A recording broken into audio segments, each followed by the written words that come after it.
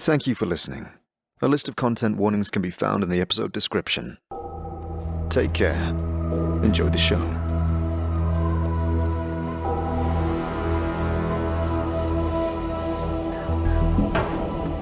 Planescape Torment, the Unofficial audio series. A narrative let's play adapted and produced by Revoke GM. Combining in-game audio with additional voice acting through dialogue and descriptions to improve your listening experience. Rediscover the amazing story of the 1999 cult classic isometric video game, Planescape Torment, like you've never heard before.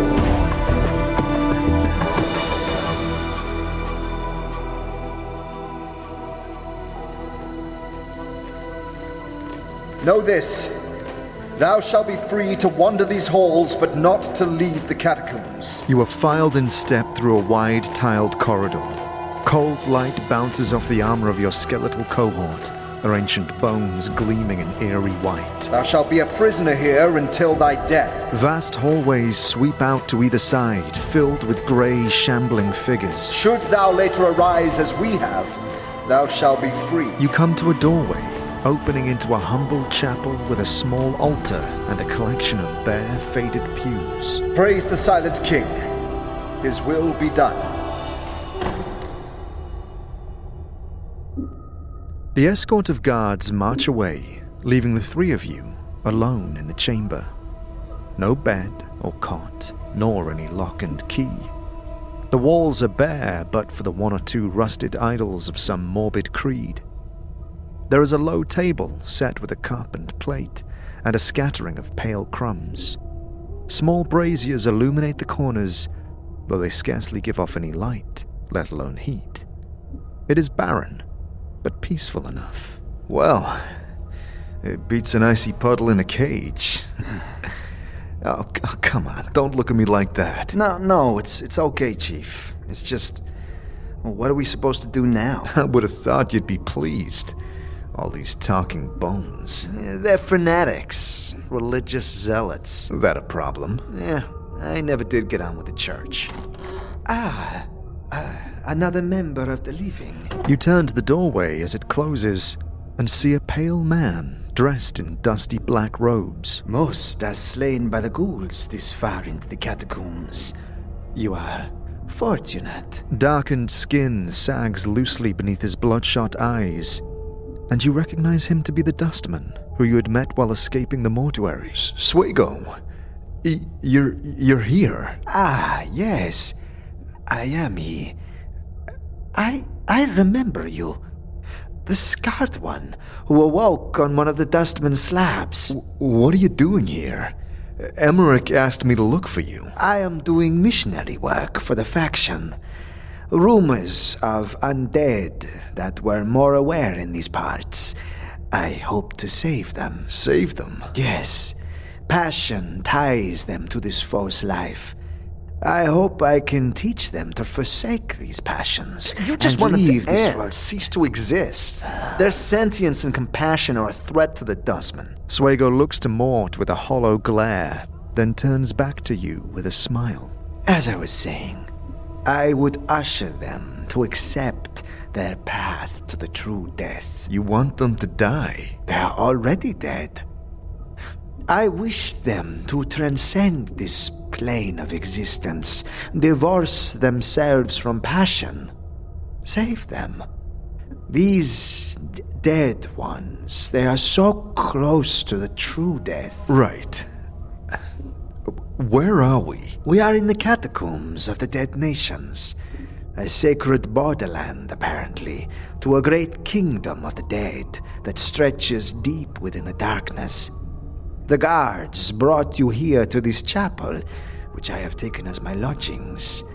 Perhaps they thought we'd benefit from each other's company. I'm sure they are not wrong.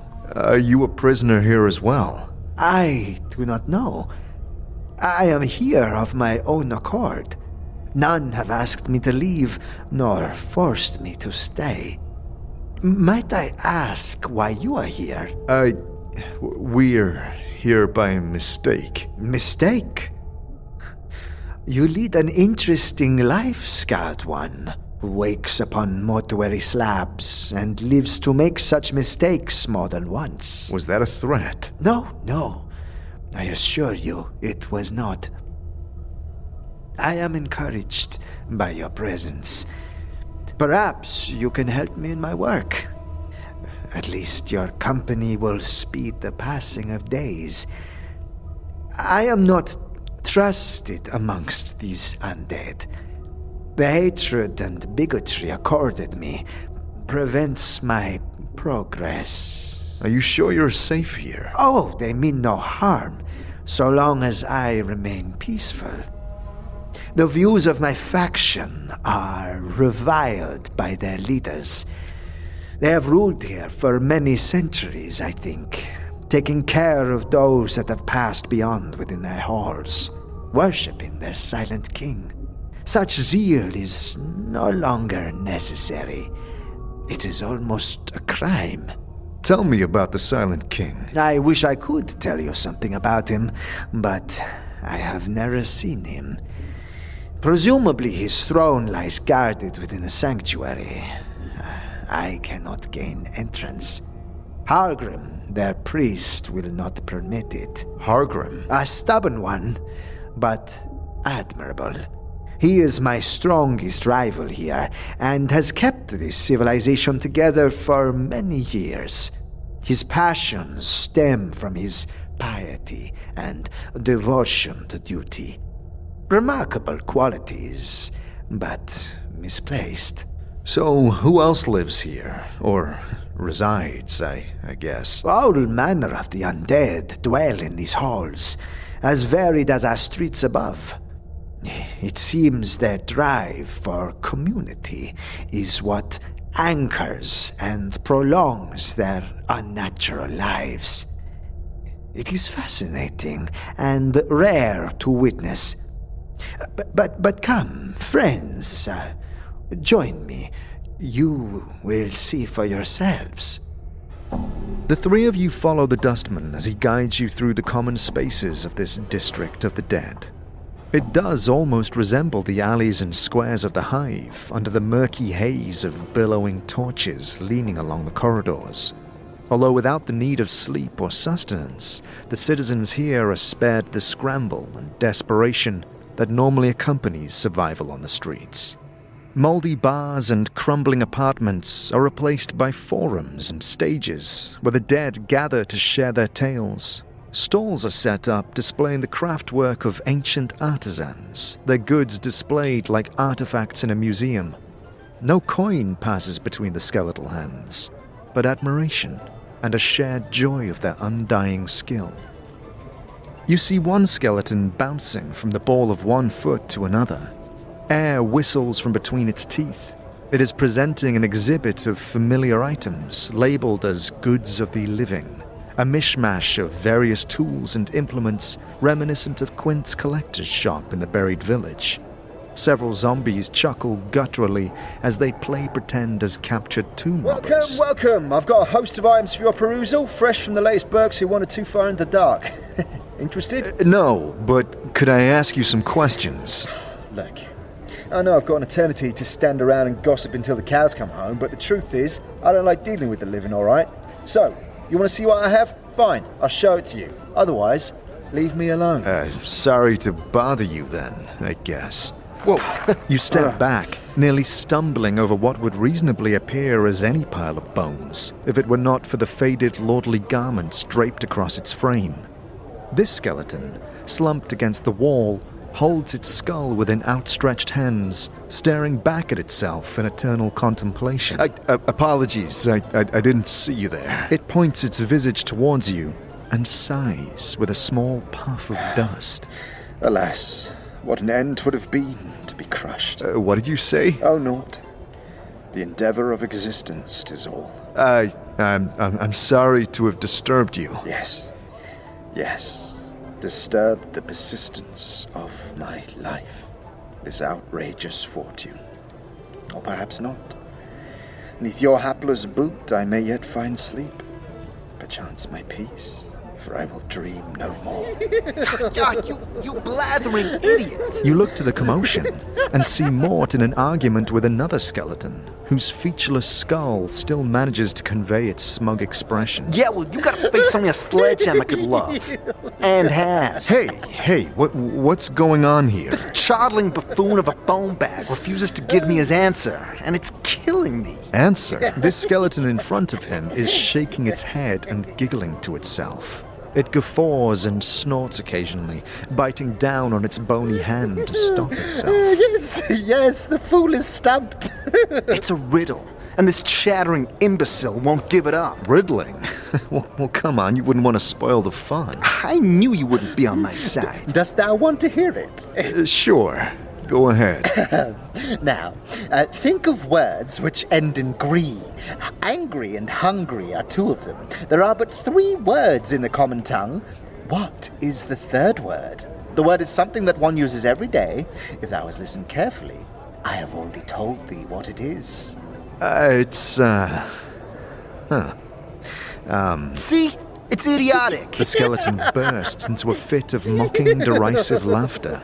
It points at you with a skeletal finger, chortling as it clutches some imaginary gut. So come on, tell us. What's the answer? Oh, not a chance, not a chance. Seeing Mort's expression only causes it to laugh more, chattering its teeth. Or what if I Stump you. Will you tell us then? What's this? What's this? Do I hear a challenge? Yes, go ahead. But should thou lose, or leave halfway through, I shan't speak to thee again. Not a problem. Very well. Let's begin. It nods eagerly. What is worth more? A pound of 100 common pure gold coins, or half a pound of 200 common pure gold coins? Easy, too easy. 1 pound of gold is always worth more than 1/2 pound. Foolish. Very well. Your turn. The skeleton crouches down and draws a simple face in the dust. Uncles and brothers have I none, but that man's father is my father's son. Who is he, eh? He is your son. All right. My turn. The maker doesn't want it. The buyer doesn't use it. The user does not see it. What is it? Oh, not true. Not true. The answer is coffin, and I certainly see mine. Very well. Your turn again. What 5-letter word does even the greatest of mortal sages pronounce wrong? Simple wordplay. The answer, of course, is wrong. Oh, curses. Go. Go ahead, Dakon. What is left broken when it is not held? A promise. A promise. I would have said oath, but promise is close enough. Agreed? Yes, of course. Ask away. The skeleton cracks its knuckles. I never was, am always to be. No one ever saw me, nor will ever see. And yet, I am the confidence of all to live and breathe in this hallowed hall. The answer is... I never was, am always to be. No one ever saw me. The answer is tomorrow. Oh, wow. Yes, tomorrow indeed. Go on then. I shall. What is the beginning of eternity? The end of time and space. The beginning of every end, and the end of every place.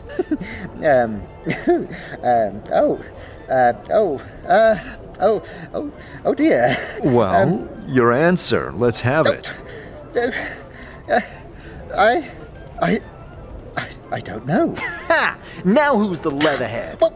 Well, go on then. You win. Spill the answer. Hold a moment. Give me your first riddle's answer, and then I'll give you mine. Fine. The answer was tongue. The first 2 sentences of the riddle were unrelated, only there to trick thee. Remember, there are 3 words in the common tongue. The third word is tongue. Now, thy answer. The letter E. Oh, Truce leaving course. Oh well. Just don't tell anyone else the answer. Well, they'll promise me that, at least. Sure, I promise not to tell. Farewell. A pair of prowling figures push through this undermarket, parting a wake through the nervous crowd. They're painfully hunched, and their limbs unnaturally long. The skin of their faces stretch over their skulls, making them appear almost bat-like. Tattered silks drape across their hips, exposing sinewy, muscular bodies and pale, sickly skin. After gnashing their teeth at a withering corpse, they slip into a small building set at the edge of this expanse, slashing at the thick curtain that covers the entrance. Above the doorway, you see the crumbling figurehead of a ship, depicting the body of some merfolk. Who are they? Ghouls, blighted ones, strong, violent, and ravenous creatures, led by their ghastly matriarch, Acasti. They serve the community, the dead nations, as guards, but are an unstable element. Tell me of Acasti. Oh, why not let her tell you herself? She resides inside. Lead on. No, please. After you. All right. You pass through the veil of heavy cloth, and immediately your senses are overwhelmed by a sweet, pungent smoke. The orange light sparking from lit torchstones barely penetrates the haze, but you just make out the weaving of reclined figures as they notice your arrival. One crawls from its couch and lopes towards you. You realize now the herbal aroma that hangs in the air is a poor mask to the vile stench of carrion and filth that permeates the den. An odor that grows considerably stronger as this ghoul leers into your face. Greetings. Silence, meat, no talk. Its tongue, no less than 2 hands long, curls out to lick at a wicked gash across its face, starting from its now ruined eye and passing through its split lips. I no listen to meat thing. I hear only your heart. Blood in meat's veins, sweet, delicious blood. Tasty, rich heart meat. Drool pours from its mouth, spattering down its emaciated body. And you notice a polished knife tucked into its waistband, the name Uhir carved into its handle. You foresee no chance in retrieving that for your collector friend above. Hey, easy. I'm not here to cause any trouble. No talk. Ne parlez plus avec les viandes. De peur de briser la truce. Lucky meat. Lucky for the truce. There should be food in our bellies, wet and delicious. He spits at your feet before slumping back onto a large cushion and inhaling deep from one of the smoking spouts. They are bound by the trust, the laws of the Silent King to refrain from violence in these halls. Nonetheless, take care how you say. Their fury is unrivaled amongst the living and the dead. Viande. Bring. Let me see them. Presiding over this hovel is a wicked-looking woman. Smoke spools from her nostrils, and a thick curtain of hair drapes about her like a cloak, hiding nearly all her features, save for a fanged, feral grin. Her hands twist and writhe at her sides, and her fingers, each capped by a long, curved talon, are covered in dried blood. Qu'avons-nous ici? Some pretty meat, aye? A little tough griselle? Sharpen me teeth on your bone and grow fat on the marrow, Who are ye to come before me like a feast? You must be Acasti. I don't have to be anything to ye, Viande. You watch your tone with me, or no one will find ye in one piece again. Now I ask again, who are ye? My name is Adan. This is... Adan? She draws her tongue slowly across her lips. Wait. Go on. Pester Acasti while ye still live, Vion. Is that not why ye're here? I don't know why we're here. I don't even know where here is. You're here because we didn't catch ye in the dark halls where ye'd have been a meal to us. Ye are in the Silent King's lands. Dead nations. Place of marrow-filled bones and herd of dead flesh. And ye've wandered into my den. We are the Blighted Ones. Yes, Acasti and her lovely ghouls. Her children, always hungry. She clutches at her belly. Meat caught here by the others stays here until it joins the others. Damn the Silent King. Putain! Her jaw snaps shut. Unseen king, not silent. He say, we do. On verra qui est la maître. Who else inhabits this place? Many wander these halls, yes. Ask your pale guide, Feritor. I'm sure he'll oblige. Quite. And we should resume. We see you, pale one, who stinks of dust and blooded rat. Blooded rat. We should leave. She points a claw towards Swago. You first I eat when the truce is broke. Ripe blood and meat beneath your pale skin. Good to eat. What's a blooded rat? Go zip zip. Eyes in dark. Run into tunnels. The Queen, Acasti, refers to the cranium rats. Right. Let me ask you of someone in particular. Acasti narrows her eyes and cocks her head. Who does the meat ask about? Hargrim. Marrow. Old Marrow. But is Marrow. Her eyes burn in the low light. Kill him. Kill all the bones, if not for the weak bones, and herd of dead flesh. Bones. The bones, the skeletons, weak, tired. Too many centuries, too fragile, brittle. She snatches a bone from a stem, snapping it for emphasis. Weak. Dead don't fear, but bones, they do. Afraid to die and be fed upon by Acasti and Blighted Ones. Afraid to die? Nous sommes more maintenant. Fear is something Blooded Ones stink of. Pale Ones stinks of. What of the herd of dead flesh? Make noises like blooded cattle and stink of rot and sweet stale juice. She frowns, then raises her arms and starts shuffling about. Go, most times stumble, shamble, and work. Stupid food, stupid half-brain meat being. So what do you do here? We fight, we win, we feed. Blooded Ones, meat people such as ye, become our food in the end. Ravenous hungers we have. Burn the stomach, never full. We hunger all the time. And here ye are. Her yellow eyes peer intently at you through her ragged white hair. Hurry up, die, and be still. You can see she is straining to hold back the urge to pounce. How did you come to be here? Washed upon the drowned nations. Wander the catacombs, hunt and kill. Crack open crypt and coffin, eat bones and dead flesh. Come here, étranger. We say we'd fight for them. Kill blooded ones when they come to take from us. Hunt blooded rat things, kill them, eat them.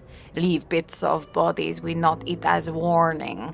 Say, no come here, or we eat you. Who says They make us protect here only.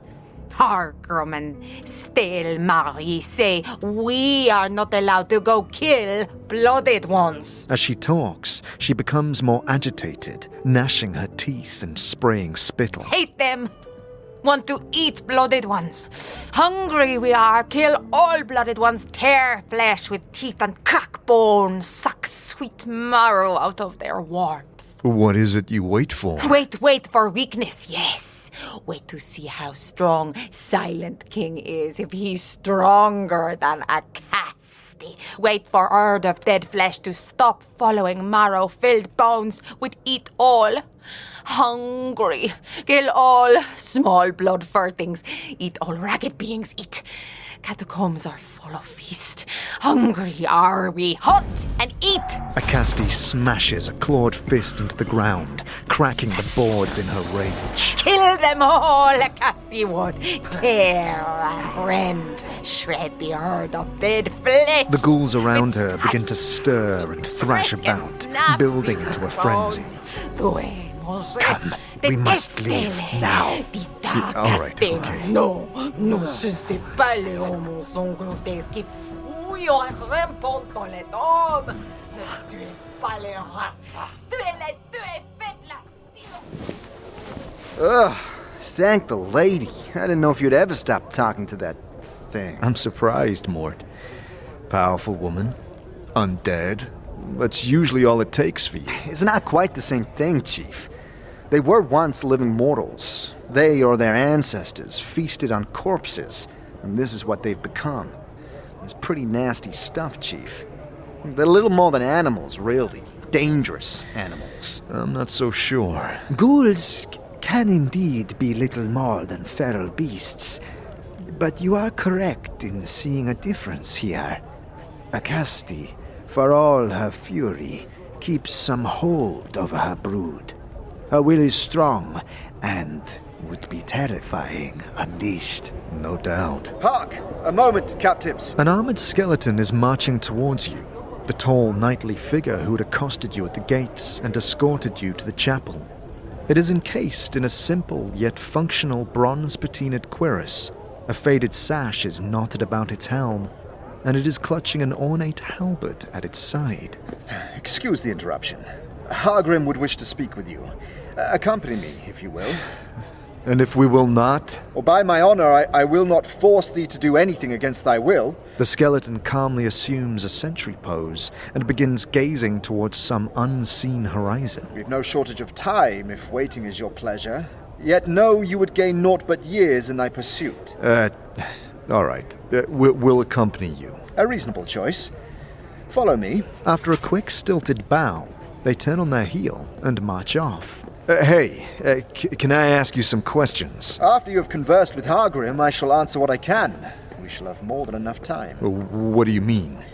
Well, those caught wandering and made prisoners, such as thyself, are given freedom of these halls, till you lapse into our care. Lapse into your care? Become one of our charges, to number amongst the silent ones, the dead who do naught but sleep. We protect them, watch over them as they rest. Who would disturb them? Or many. Most of all, the living. Those from the buried village often descend into the vaults of the dead nations, disturbing the silent ones. I do not know why, nor do I care. My only concern is that we stop their foul laboring. I had some other questions. I look forward to them. But for now, Hargrim awaits. The skeleton gestures to a great pale stone wall, draped with heavy standards, their emblem long faded to obscurity. He is inside. I must ask, Scarred One, that you enter alone. The rest you will be interviewed in time. You must trust neither you nor your companions will come to any harm, should you refrain from violence. Yeah, just don't be too long, or they'll begin to mistake me for one of the locals. Very well. You pass through a grand archway. It is so perfectly carved you cannot see a single seam or crack. Inside, the nave of this temple yawns far above, causing your footsteps to echo about the hall. Iron pews spread out from a central walkway that look exceptionally uncomfortable, and a regal figure steps down from behind an ancient pulpit, beckoning you towards it. This skeleton wears what appear to be priest's robes, heavy and ornate. It carries a large, impressive stave, which is capped with intricately carved horns, dangling pendants, and a gilded skull. Greetings. The skeleton, its eyes aglow like two burning embers, looks you over. but makes no reply. Are you Hargrim? It nods solemnly, the pendant suspended from its stave tinkling softly. There is something disquieting about its silent, piercing gaze. I had some questions. It motions for you to proceed, its joints moving with an eerie grace. Why have I been made prisoner? With a creaking groan and a puff of dust, its jaws open to speak. 'Tis the will of the Silent King. The living who are caught here are made to languish in his halls until they join the quiet ones.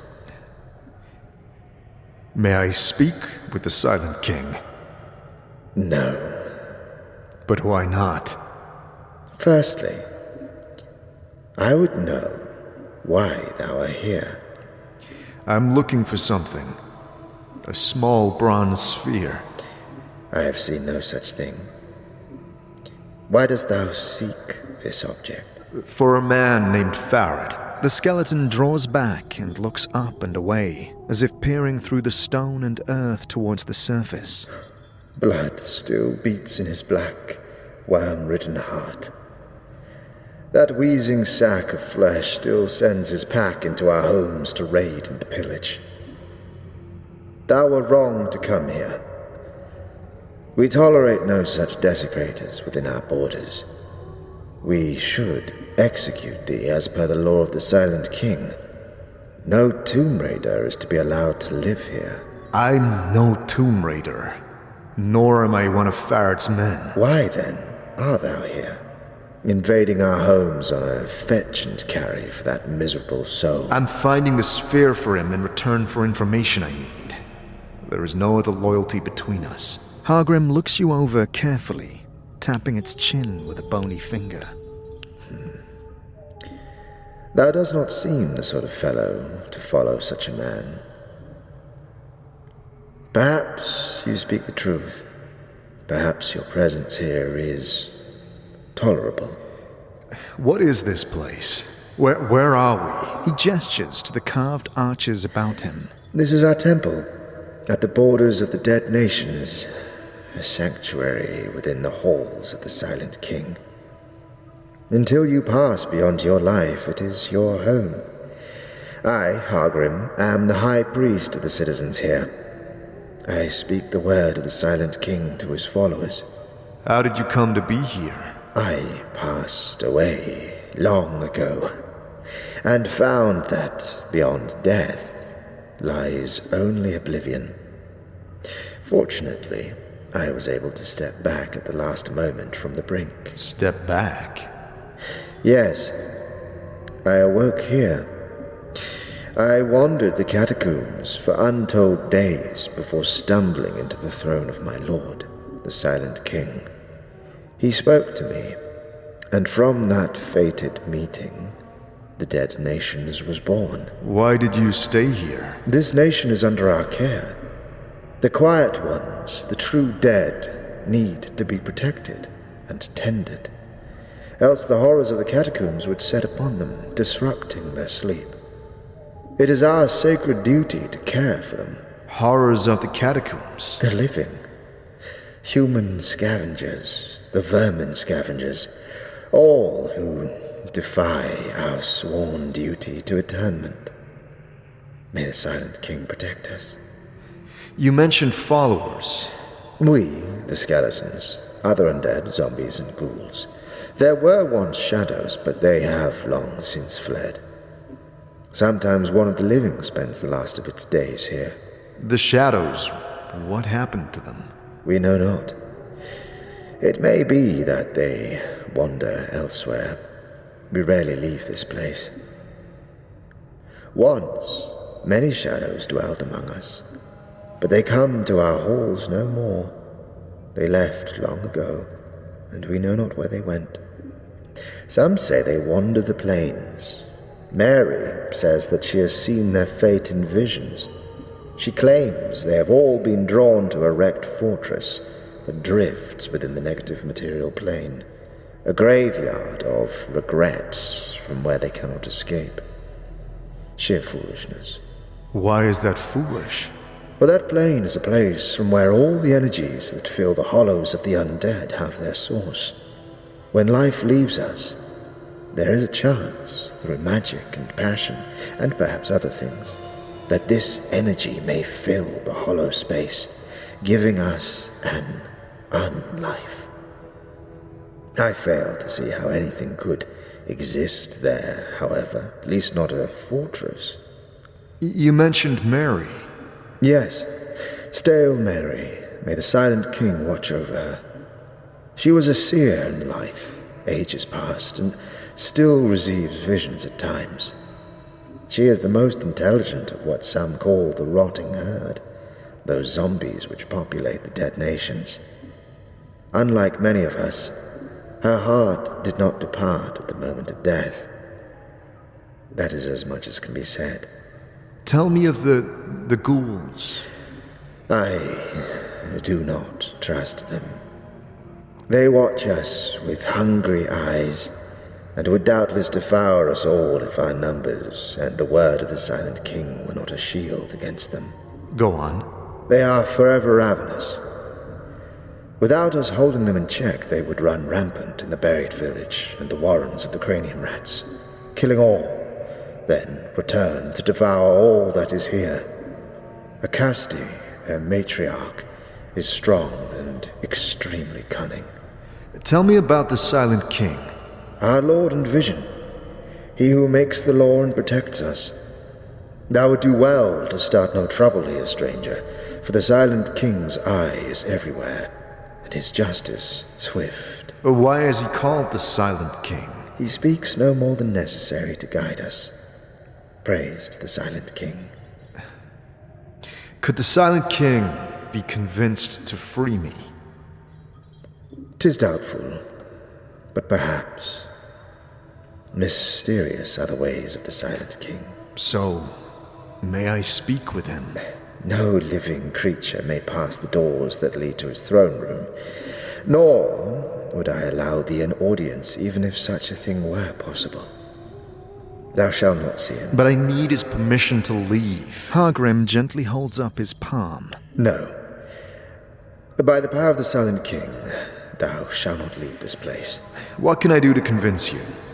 He considers you for a moment. I could tell the dustman that Pharod is selling them corpses he stole here. I'm certain they'd stop Pharod. I am sure thou can see the problems inherent in thy offer. We cannot allow thee to simply leave in the hopes that thou would do such a thing. Is there some task I could perform for you? If thou were a citizen of the dead nations, you would be free to act upon your own will. Prove that thou mean it no harm. Acts of goodwill. Perhaps then I shall take thy position to the Silent King. The lights of his eyes dim as he thinks. Your dustman, chaperone, is undoing our work here. His nature, while courteous, is a rot in our casket that threatens our existence. What troubles you so much about Swago? He tries to convince us to give up this pretense of life, as he calls it, and pass into the true death.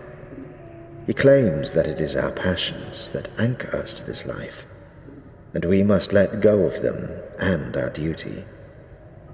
He wants us to die. Go on. Some listen to his words, but none have ever chosen to surrender themselves to his beliefs. Those that did would be forever silenced. Our numbers would dwindle, and all that we have here would be destroyed by what surrounds us. Swago may believe he is doing right, but is, in truth, causing great harm. Why do you allow him to stay? We cannot force him to leave. He knows we cannot harm him. The dead Truce. No undead may injure a dustman unless first attacked. Also, the Silent King wishes no slaughter in his halls. I see. Rid us of this damnable dustman, and I shall speak to the silent king of thy freedom.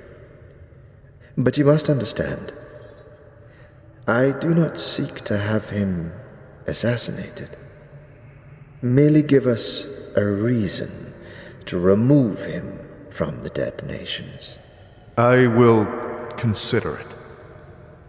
Farewell.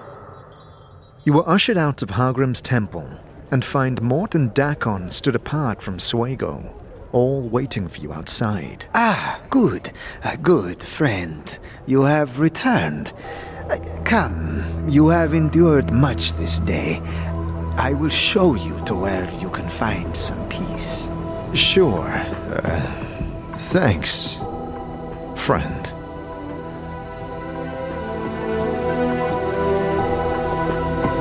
Day 9.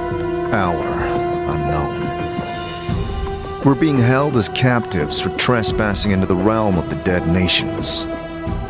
We are permitted to wander freely within the sanctuary if we maintain peace amongst the dead. But the hive mind many as one has bound us to strike at their ruler here, this silent king, in exchange for our lives and freedom to search the tombs below. Hargrim, a priest, has also offered us our freedom if we can remove the dustman Swago from this realm. But I doubt we'd make it far if we ignore the Cranium Rat's demands. I don't see how any of this can be done peacefully. Either way, we must find an escape or wait for eternity and oblivion.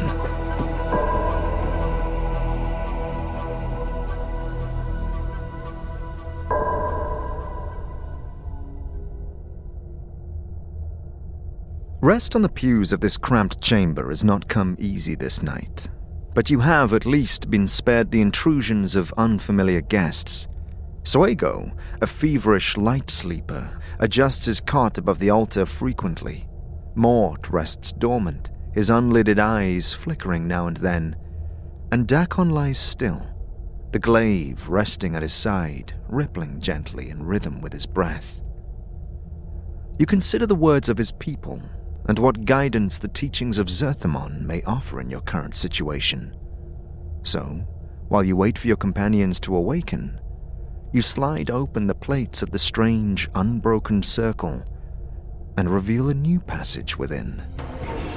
Know that the rising of the people against the Illithid was a thing built upon many 10 turnings of labor. Many of the people were gathered and taught in secret the ways of defeating their Illithid masters. They were taught to shield their minds and use them as weapons. They were taught the scripture of steel. And most importantly, they were given the knowing of freedom. Some of the people learned the nature of freedom and took it into their hearts. The knowing gave them strength. Others feared freedom and kept silent. But there were those that knew freedom and knew slavery. And it was their choice that the people remained chained. One of these was Vilquar. Vilquar saw no freedom in the rising, but opportunity. He saw that the Illithid had spawned across many of the false worlds. Their worlds numbered so many that their vision was turned only outwards, to all they did not already touch. Vilquar's eye saw that much took place that the Illithid did not see. To the rising, the Illithid were blinded. Vilquar came before his master, the Illithid Zigitaris, with the knowing of the rising. Vilquar added to his chains and offered to be their eyes against the rising. In exchange, Vilquar asked that he be rewarded for his service. The Illithid agreed to his contract. At the bonding of the contract, a dark time occurred. Many were the betrayals Vilquar committed, and many were the people that the Illithids fed upon to stem the rising. It seemed that the rising would die before it could occur, and the Illithid were pleased with Vilquar's eye. It was near the end of this dark time when Zerthamon came to know Vilquar's treacheries. In knowing Vilquar's eye, Zerthamon forced the Rising to silence itself, so that Vilquar might think at last his treacheries had succeeded and the Rising had fallen. He knew that Vilquar's eye was filled only with the reward he had been promised. He would see what he wished to see. With greed beating in his heart, Vilquar came upon the Illithid Zigitaris and spoke to his master of his success. He said that the Rising had fallen, and the Illithids were safe to turn their eyes outwards once more. He praised their wisdom in using Vilquar's eye, and he asked them for his reward. In his greed blindness, Vilquar had forgotten the knowing of why the people had sought freedom. He had lost the knowing of what slavery meant. He had forgotten what his Illithid masters saw when they looked upon him. And so, Vilquar's betrayal of the people was ended with another betrayal. Vilquar came to know that when Vilquar's eye had nothing left to see, Vilquar's eye was useless. The Illithid gave to Vilquar his reward, opening the cavity of his skull and devouring his brain. Vilquar's corpse was cast upon the fields of husks so its blood might water the poison-stemmed grasses. As you slide the plates closed and seal the circle once again, you notice Swago, risen now, was sat watching you. You catch his eyes, and he hurriedly averts his gaze, stuffing a wedge of parchment into the folds beneath his bedroll. Apologies. I did not mean to stare. No problem. Are you all right? Yes, thank you. I trust you rested well. Well enough. Quite. Sleep is not always easy for the troubled mind. Right. Perhaps you might share your burdens. I am no stranger to torment. So I heard. Oh? Seer, at the Gathering Dust, told me you'd lost someone close to you. She did. I was not aware I was the object of such scrutiny amongst my peers. Emmerich has tasked me to find you. Your sudden disappearance has the Dustman concerned. Well, then your task is complete. And may I be of no more concern. Sure. Now I just need to find a way out. I am sorry, Swago, about your friend. Such compassion has no place within the faction. The corner of his mouth twitches slightly. I must go. Thank you for your concern. Swago rises to his feet and heads towards the doorway, pausing with his hand upon the frame. As to finding your way out, seek the Matron of Corpses here, Stale Mary.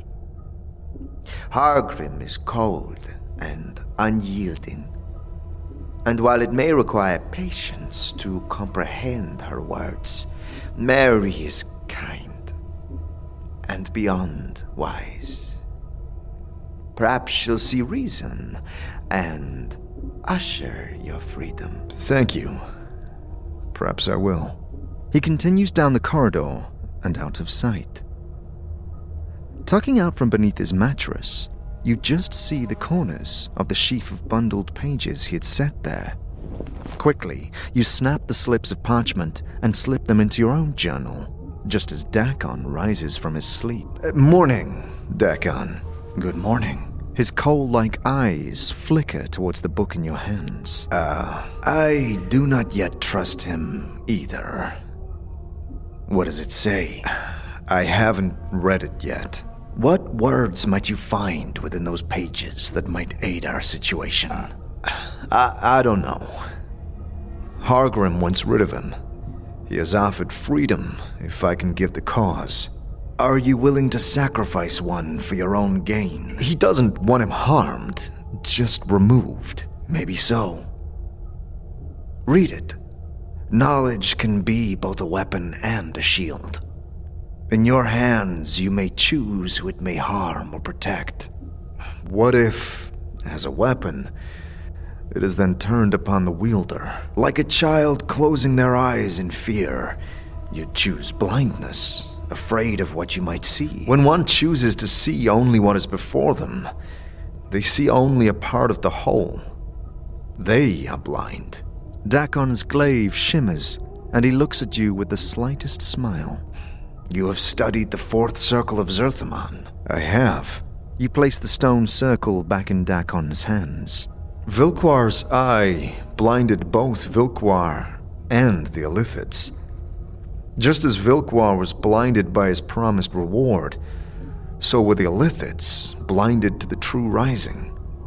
For when they heard Vilquar's words, they turned their sight outwards again, didn't they?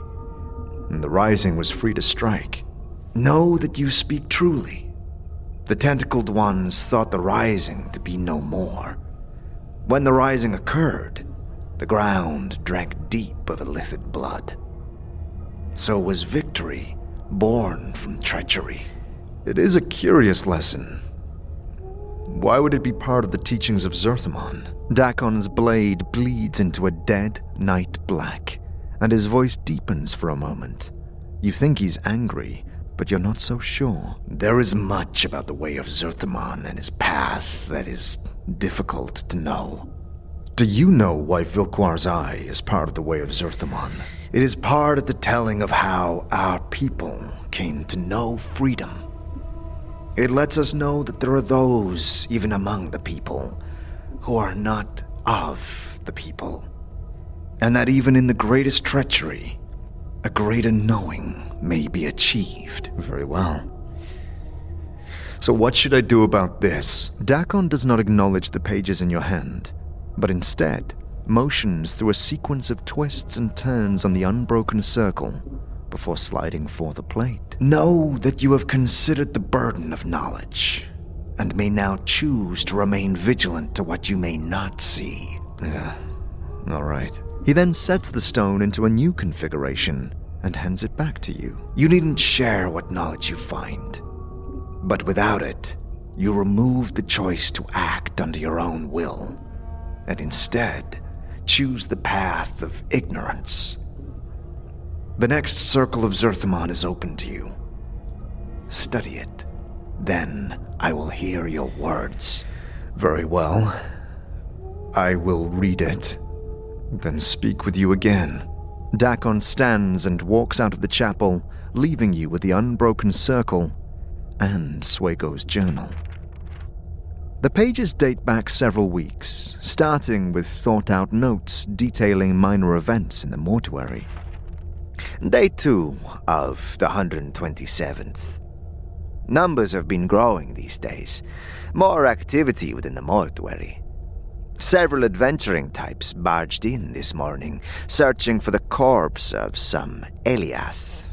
I thought it odd, but Toranar, the new initiate, quickly dealt with them. I like her. Too zealous, perhaps, in the more direct aspects of death, but I cannot fault her commitment. It goes on like this over several pages, but the tone gradually begins to change, focusing less on the events of the faction and more on his own introspection.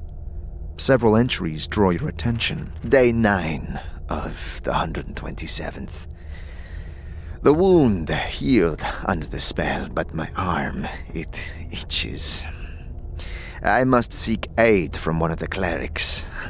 I'm sure it is my imagination. I should try and get some rest. Day 12 of the 127th. I let him go, and I don't know why. Lack of sleep is affecting my judgment. It was clear he was trespassing. I would have mistook him for one of the walking corpses, but for the robes he had. acquired. I could have torn out his throat and be praised for my duty. No. His writings start to become smudged and scrawling. Day 13, or is it 14? The hunger is growing. I would swear I have ate more this day than on any of the great feasts of home. Yet my robes hang loose at my waist. I've seen Ordran staring at me. He suspects something. Day 14, it is. I know it now. 7 days since that thing. The alley. Teeth, claws. Like a blur of shadow and fur. I see it now as I close my eyes. Teeth, claws, fur.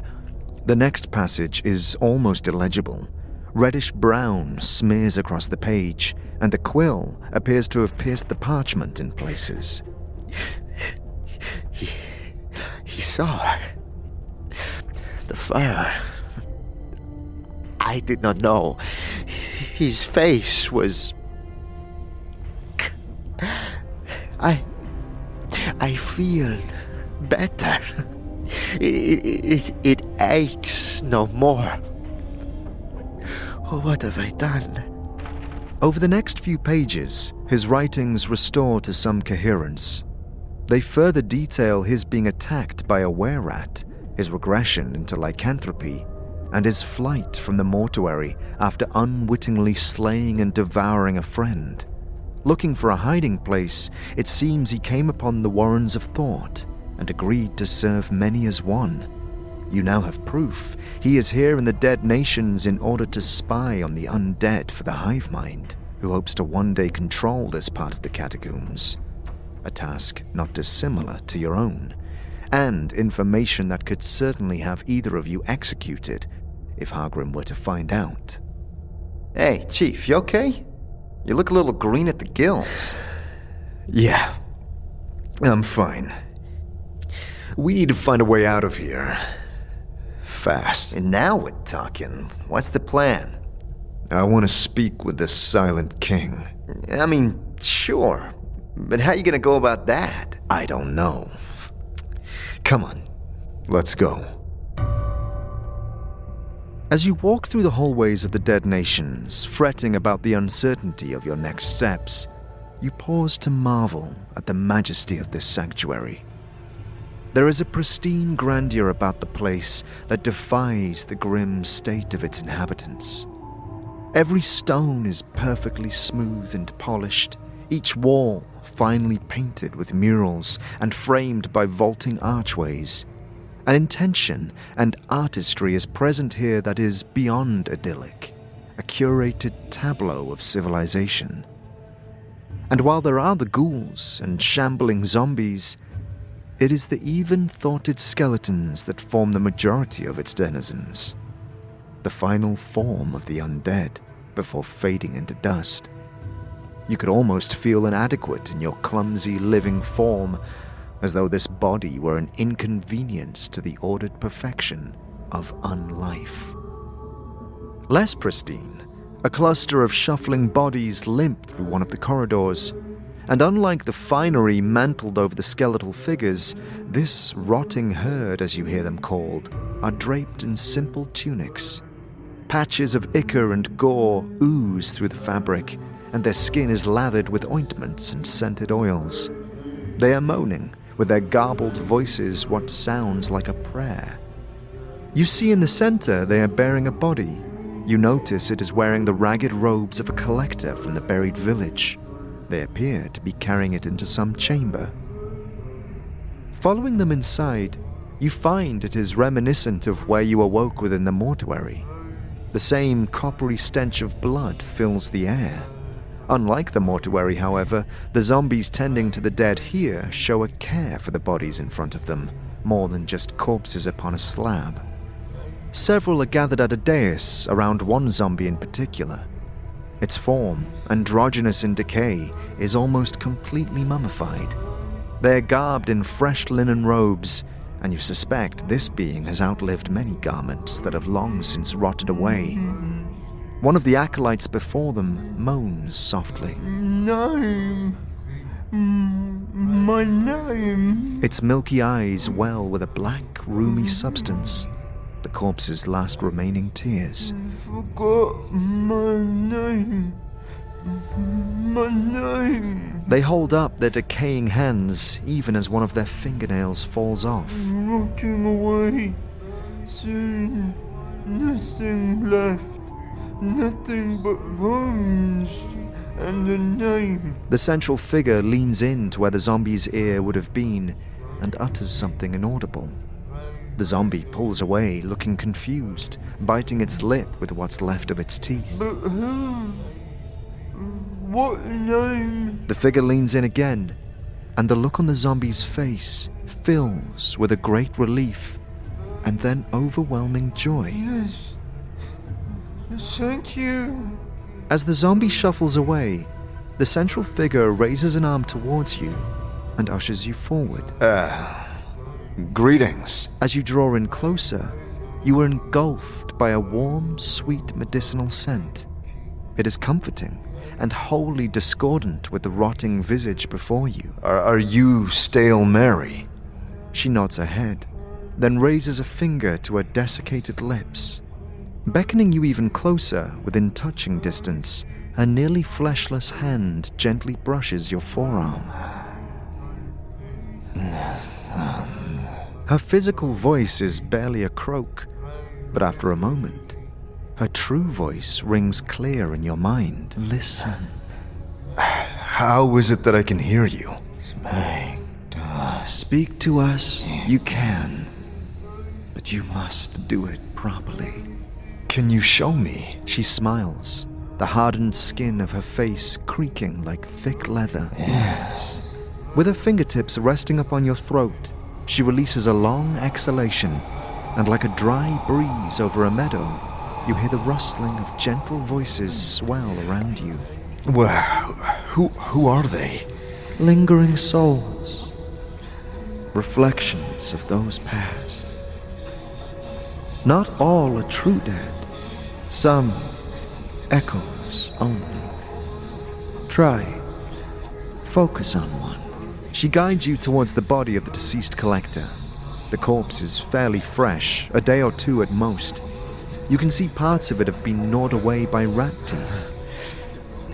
Mary takes your hands and rests them upon the corpse's throat. As you exhale, a radiance blooms from your fingertips like petals of aqua blue, and a singular voice emerges from the noise. What's going on? I just have a few questions. Oh? What did you want to know? No. Who are you? Me? I'm Bert. Me and Lawton, me best mate, we ran. Why did you run? For our lives. We'd already lost that old Dalt Arkin in the upper tombs. Then Grace. We bolted from Grace and the thing got in. Lawton headed for a tunnel, and we knew it was bad, some trap crypt, but he was so scared he didn't care. I heard him die. Had all the swag from this run too. And it were a good run. Trap crypt? Aye. Spikes, blades, blood, grates in the ground. If he's still in one piece, he'll be there. You go looking for him. Watch you step. I'm sure. What happened to Grace? Something horrible. Open a crypt and she were there. Lawton and me. We shoved Grace inside and bolted. Heard him screaming. I see. How did you die? What? I'm dead? No. I must be. I fled the crypt's queen and ran through the tombs. Lawton, well, you already know. He went into a bad place. Me hit. I kept running. I couldn't see. I ran right into a wall. Bled for a while. I woke to rats chewing me. They ate me to death. The voice begins to fade, as if whatever power was binding him is starting to break. I was going to make it out of here, bones alone. Too dangerous. Rhys. The corpse falls silent. They will only share what their heart allows. Can I talk to any dead body? Some, others too dead. They remain quiet. Tell me of yourself. How long have you been here? I am known here as Stale Mary. I have been dead a long time. My memory mostly gone. I stay to guide the others as they lose themselves. Care for the quiet ones. Lose themselves? What do you mean? Our bodies rot away, and we forget. Our minds falter. Our hearts fade. A difficult time. We learn to find new memories. Join those most free of flesh. Rebuild what was broken in the name of the Silent King. Tell me of the Silent King. He is the Silent King. Yes, but what can you tell me of him? That is all. He is the Silent King. Through us, he guides the dead nations. Through you and Hargrim? Yes. Well, tell me about Hargrim. Hargrim is our leader. Governs those free of flesh. He is concerned. Worried. Why is he concerned?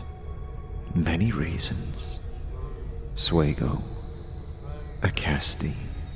Go on. Swago preaches death, wants us to die. He is a dustman. Acasti is anger and hunger. She would want to kill everyone. Mary, I need to speak with the Silent King. Can you help me? Why? What do you mean? Why do you need to speak with the Silent King? I need to leave this place, Mary. I've so much to do. And to be imprisoned here simply for stumbling upon the dead nations, it isn't right. Please, I ask only for a modicum of compassion. Can you help me? Stale Mary is quiet for a time, then nods. There is a way. It is perilous, though, for all mortal life. If you seek him, you may never return. Please, Mary. I have no other choice. Her ancient features soften with a deep sadness, and she points to the first of 3 archways along the wall behind her. Close your eyes. Think of the Silent King. And walk. Thank you, Mary. Farewell. Think of the Silent King. Consider him. You must believe. As you and Mort approach the archways, you see that each only depresses about 3 feet into the stone wall, and you notice a sudden drop in temperature within the chamber. As you step closer, the sound about you becomes dead and muffled. You can't even hear the moaning of the zombies nearby, as if you had stepped behind some invisible wall. Whoa! Chief, what just happened? I'm not certain. You sure you want to follow? Hey, come on. I stick to your leg. That's the deal.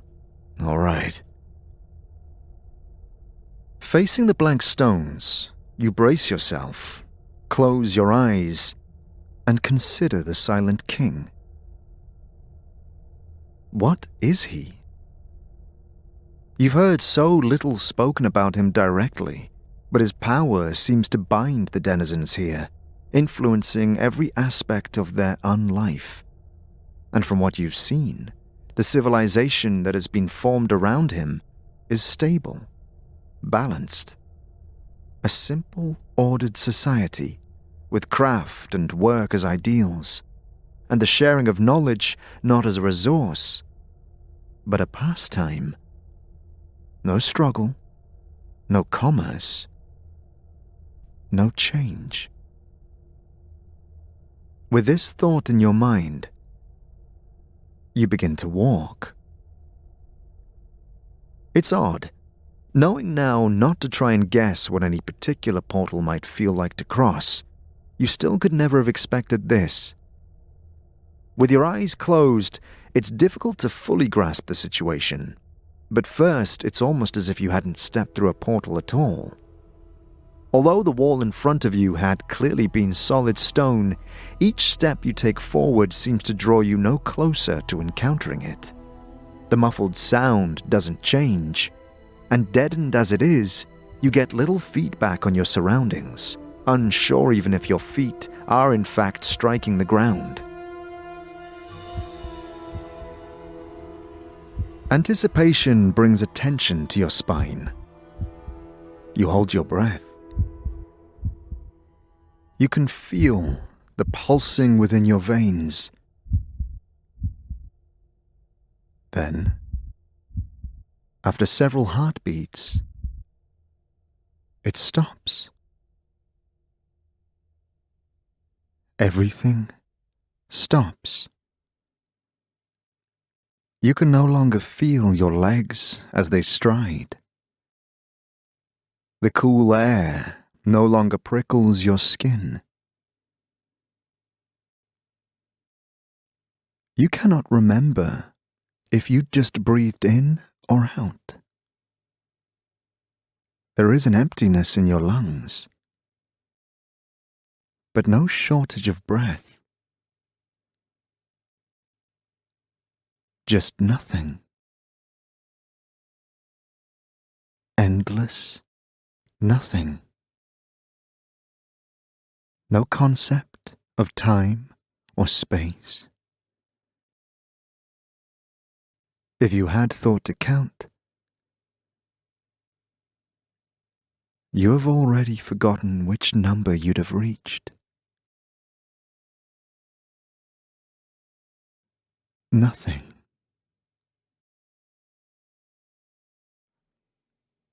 Nothing. If there were truly nothing, you'd cease to think, to exist. Nothing can stop nothing, you know. Even as you feel your essence fall away, you know there cannot be nothing while you still act.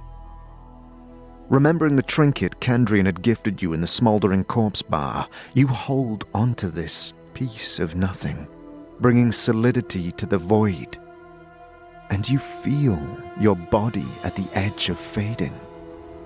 You feel the darkness that surrounds you. Hungry now, made curious by this defiance. Whatever form you've given it, it is now watching you very closely. Like the depths of an ocean, you feel the pressure building around you, oppressive and unyielding. Jealous of your warmth and life, you feel it pouring at your body, clutching you tight. As it begins to overwhelm you, you grasp and claw for something, for hope. Hope that there is an existence beyond this boundary, that not all will fade into oblivion. Hope. The Silent King. A blasting cold scrapes at your skin as new air forms about you. Your blood, a rimy sludge, runs now dully through your limbs. Shards of ice splinter at your pores, gripping you in hoary frost.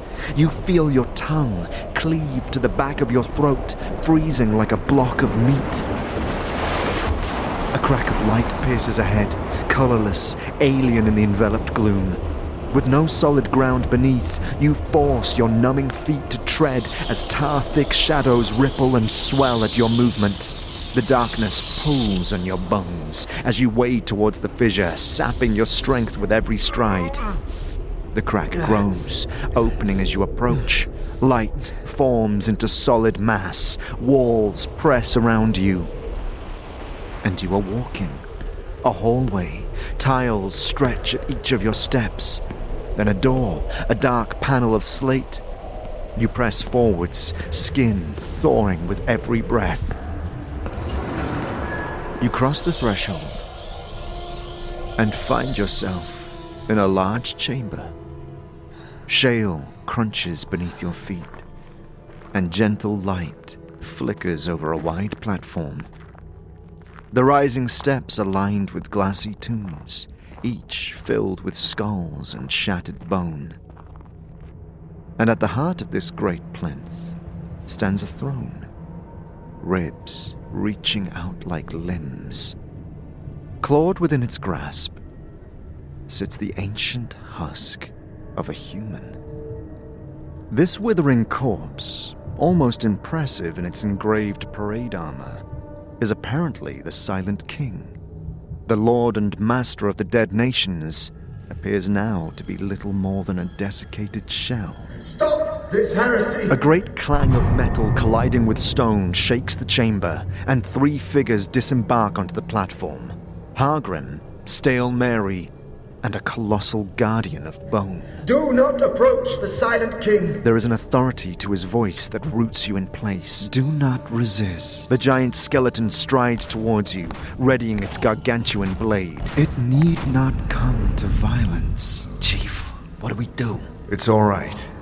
I want to hear what they have to say. Hargrim rises into the air and floats down before you, fear and power emanating from his staff in a swirling vortex. So, thou have come.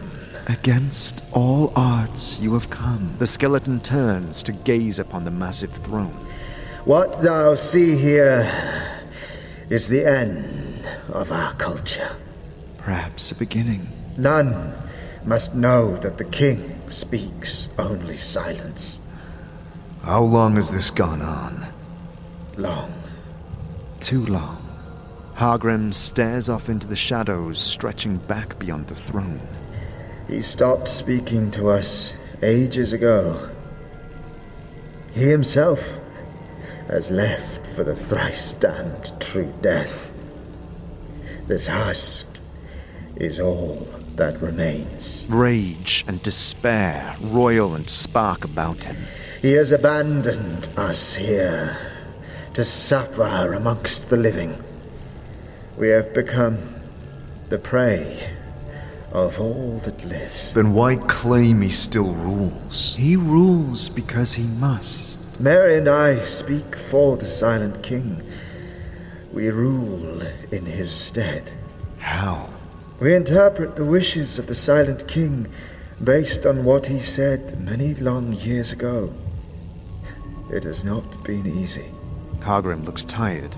He sags beneath the weight of an invisible burden, and the energies firing from his staff diminish. Many questions. Many questions do I have for him. We speak for the Silent King, to keep the dead nations in hope. Without that, we have nothing. Why can't you tell your people the truth? We wish to preserve what we have created. I do not wish to die. Stale Mary looks to Hargrim, forlorn sadness etched on her face. Nor I. But why must it lead to that? What dost thou mean? If you've led the dead nations all this time, is that not enough? It may be. Such talk is treason. But what about hope? You said yourself, you keep the dead nations in hope. And without that, you have nothing. But with that, you have everything. What is the Silent King if not the hope for a life beyond? That belongs to you. You hold that with your people. He speaks a truth, Hargrim. That may be so. But what if our people were to learn of this?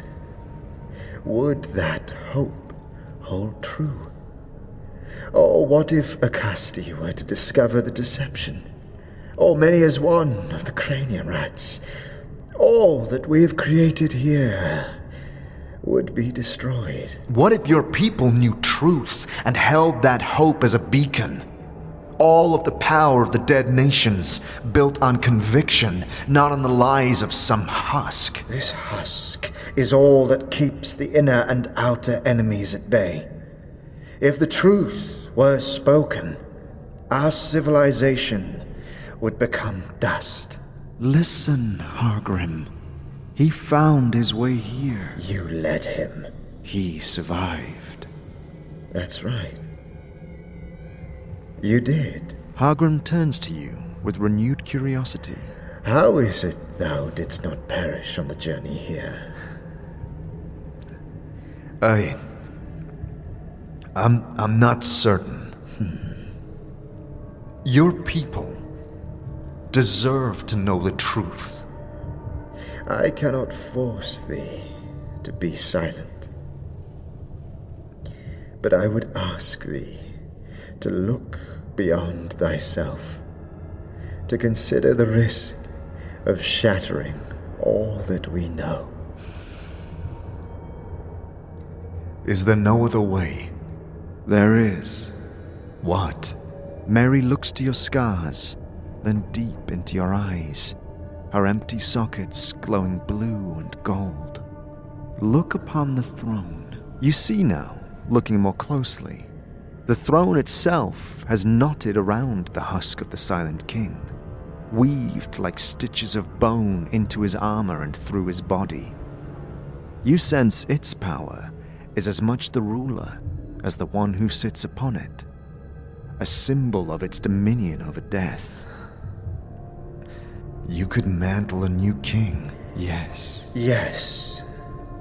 But they must be alive when they sit upon the throne. It will accept no other. Once a person takes the throne, they may not leave it. I do not ask this of you. Surely there's someone. Few make it to the dead nations. And fewer still have the will to pass the boundary alive. Hargrim, Mary, the Guardian, and even Mort look to you with a mixture of fear, sorrow, and desperation. I am sorry. I only wish to leave. You feel a dread twist within your stomach as you recognize this proclamation now to be your only escape. Grant me this, and you shall have my silence. Hargrim holds still for a moment. I thought as much. I fear you cannot remain in the dead nations with this knowledge. It would be too dangerous. Consider him.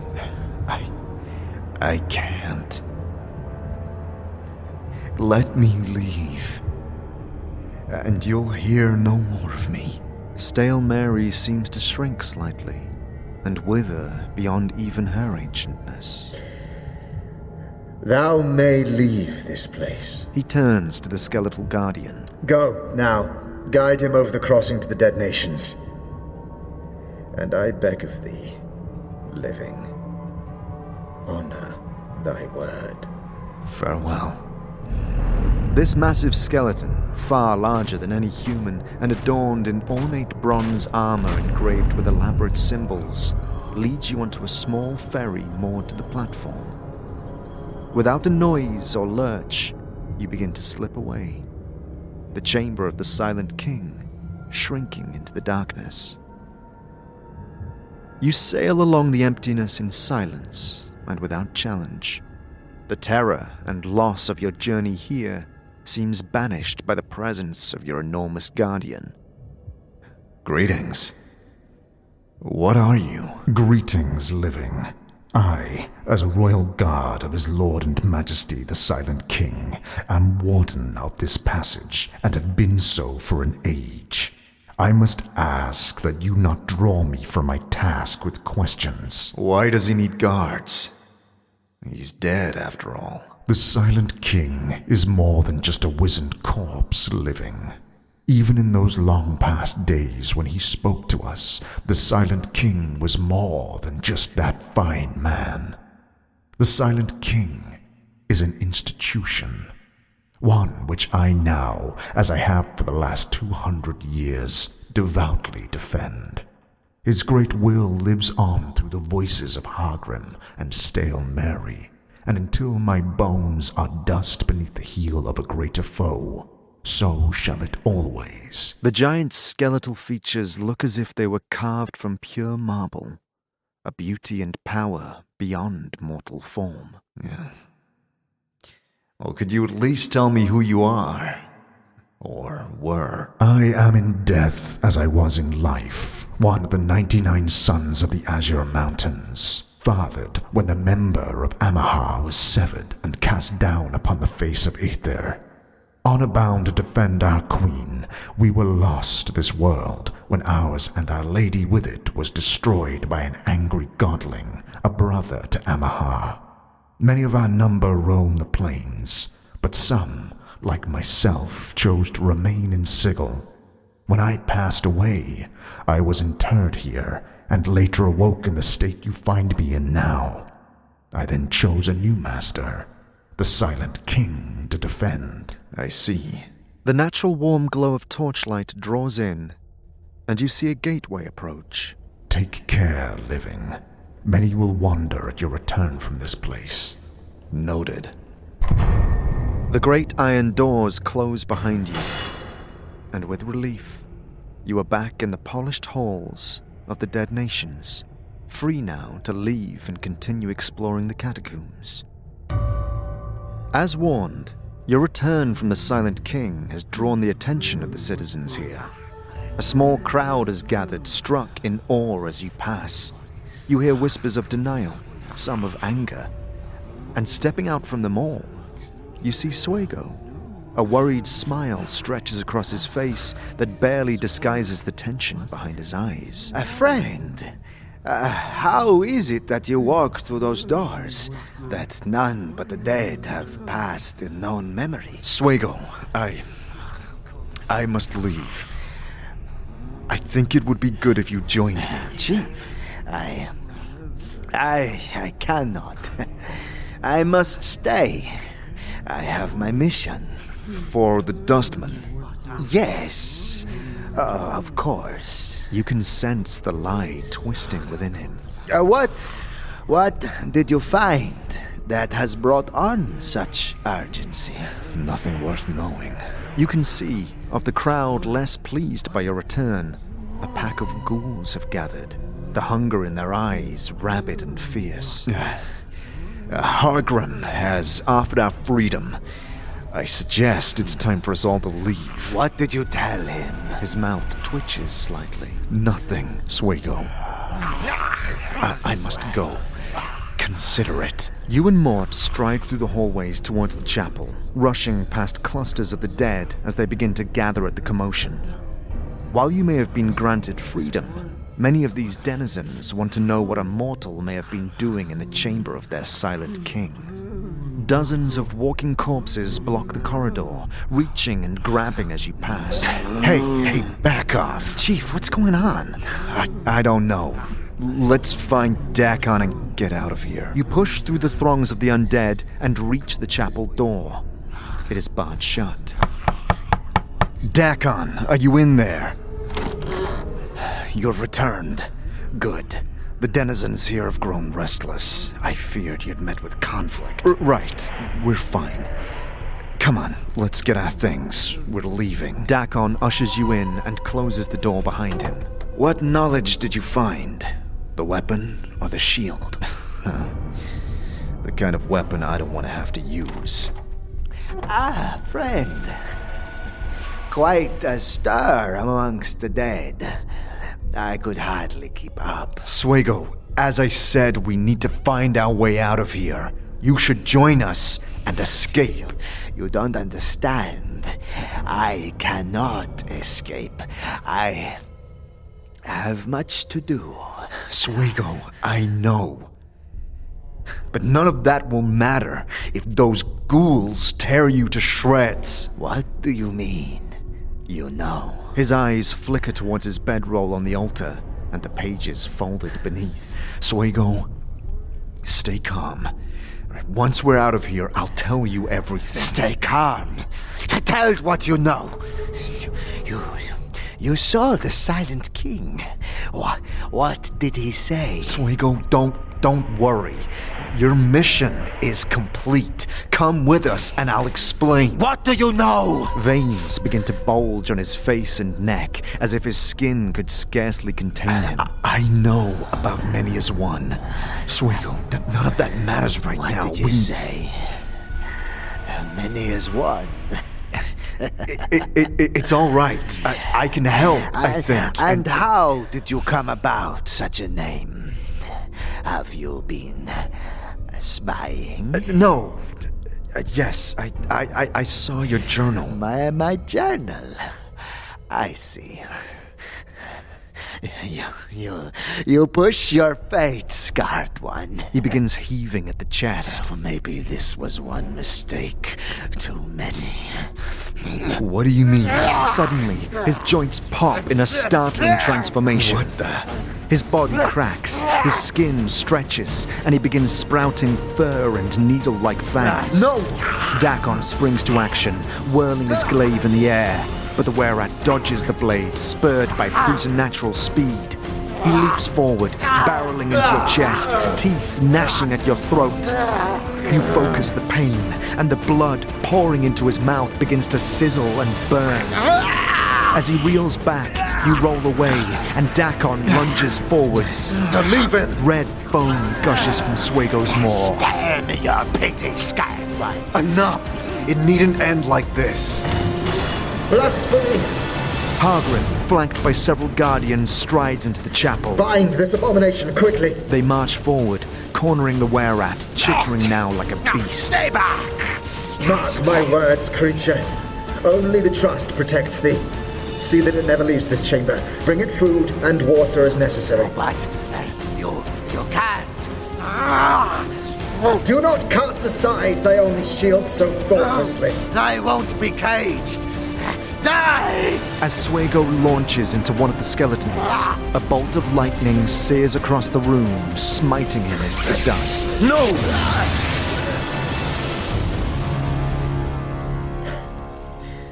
It is done then.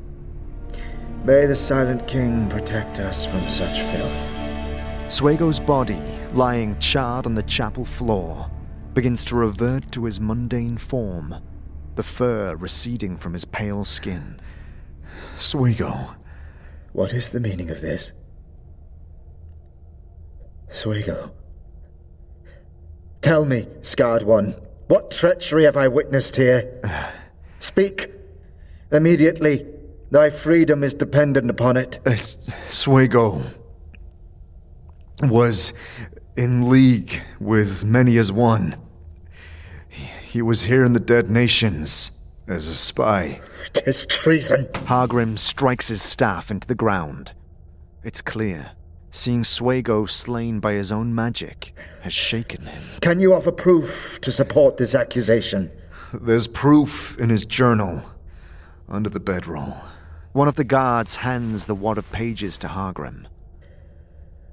So be it. It seems we owe you thanks, scarred one. Such a traitor in our midst could have... I think thou hast more then earned thy leave. I suggest you take the privilege quickly. Thank you. We will. Guards, escort them out. See to it they make it past our borders safely. I urge you not to return. Understood. Just as you had arrived, you are now made to exit. Filed in step with a cadre of armored skeletons, you march down the tiled corridors, leaving the dead nations behind.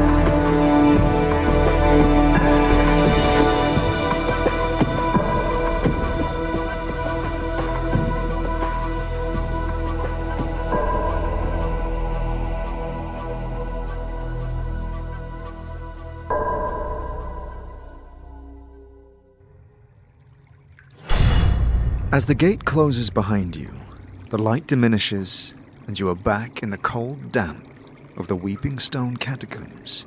Right.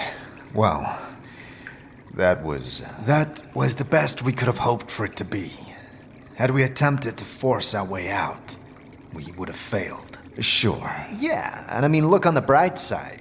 We could have been a snack for that ghoul queen. Hey, there's still time. Oh, what? You want to go back in? Not anytime soon. Oh, no. You see anything, Mort? You don't need Mort's vision to determine what approaches. Grayish light shimmers across the streaks of moisture, and the overwhelming skitter of clawed feet echoes around the corridors. A sea of cranium rats comes pouring into the hall from all directions, the glow of their bulbous crowns almost blinding. Hoisted into the air by an unseen force, your muscles lock into place, and the many-voiced tyrant creeps into your mind. You have returned. A tendril of light whips about your companions, dangling them before you. Answer us true. Did you strike the Silent King? You know that a lie here could cost their lives. No. Yet, you have returned. Are you a traitor? Wait. I have information. The flare subsides. Of great value. What value could it have to excuse such treachery? Tell us what you know, murderer. The Silent King is merely a husk, a skeleton. He has no power. You lie. No, it's the truth. Show us. Do not resist. No, what do you mean? You feel a pressure building in your head as if thousands of tiny, squirming bodies were pushing against a wall in your mind. Instinctively, you resist, but know to do so fully would spell deceit. With excruciating pain, you beckon the probing rats, spilling them through. Currents of thought swirl around, as many as one pours through your memory. You feel its grip tighten like tentacles about a ship. Then a wave of black memory crashes over you. You were sprinting through a city made entirely of chains. Buildings, streets, sewers, and plumbing all are linked metal strands. The blood-dark sky above shimmers evilly as you jingle your way across a woven web of black and silver. You glance over your shoulder, hoping you've thrown off your pursuit, and spy nothing. You face forward, and standing silently in front of you is a creature wrapped in chains from head to toe, grinning maniacally under its mask. A chain dances from its outstretched hand, darting for your throat. You duck. It slams into the wall behind. Another snakes out and wraps about your ankle. A third bursts from the wall to your left, scarring your wrist. You snatch it from the air, and with a practiced flourish, loop it around the neck of your enemy. You yank the chain tight and hear the sharp snap of the creature's spine. Moments later, another of these monsters appears behind you and wreathes its chain about your shoulders. You erupt with a wave of fire turning into slag and sending its owner melting, screaming, and burning into the night. For a moment, you stare at the dying torch, then turn to see a horde of its fellows cackling before you.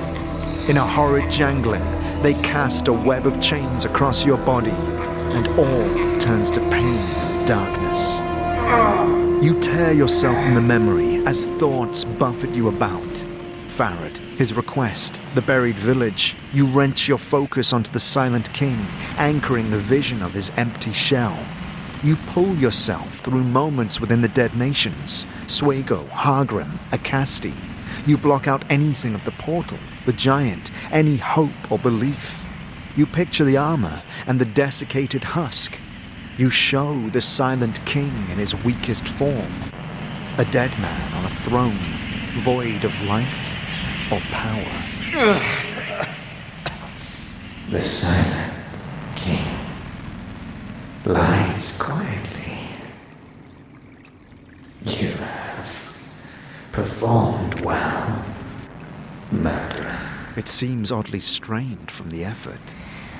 Let it not be said that Nameless One is without gratitude. I ask only for the freedom to search for what I need. The voices pause for a moment. We glimpsed your mind and what you have sought. Within the drowned depths beyond our domain lies a sphere. We will light your way to the balance of our territory. You are free now to go. Seek your doom. Very well. As before, a stream of light rushes through the passage, illuminating the tunnels ahead. Countless rats file into cracks amongst the walls as you pass, gnawing towards the dead nations. What ruin will come about from this betrayal is left unknown, but you move along, and eventually come to a wide crevice that reaches deeper into the bowels of Sigil. This cavity of stone appears to be a nexus point of pools and rivulets that spill over the edge in icy falls.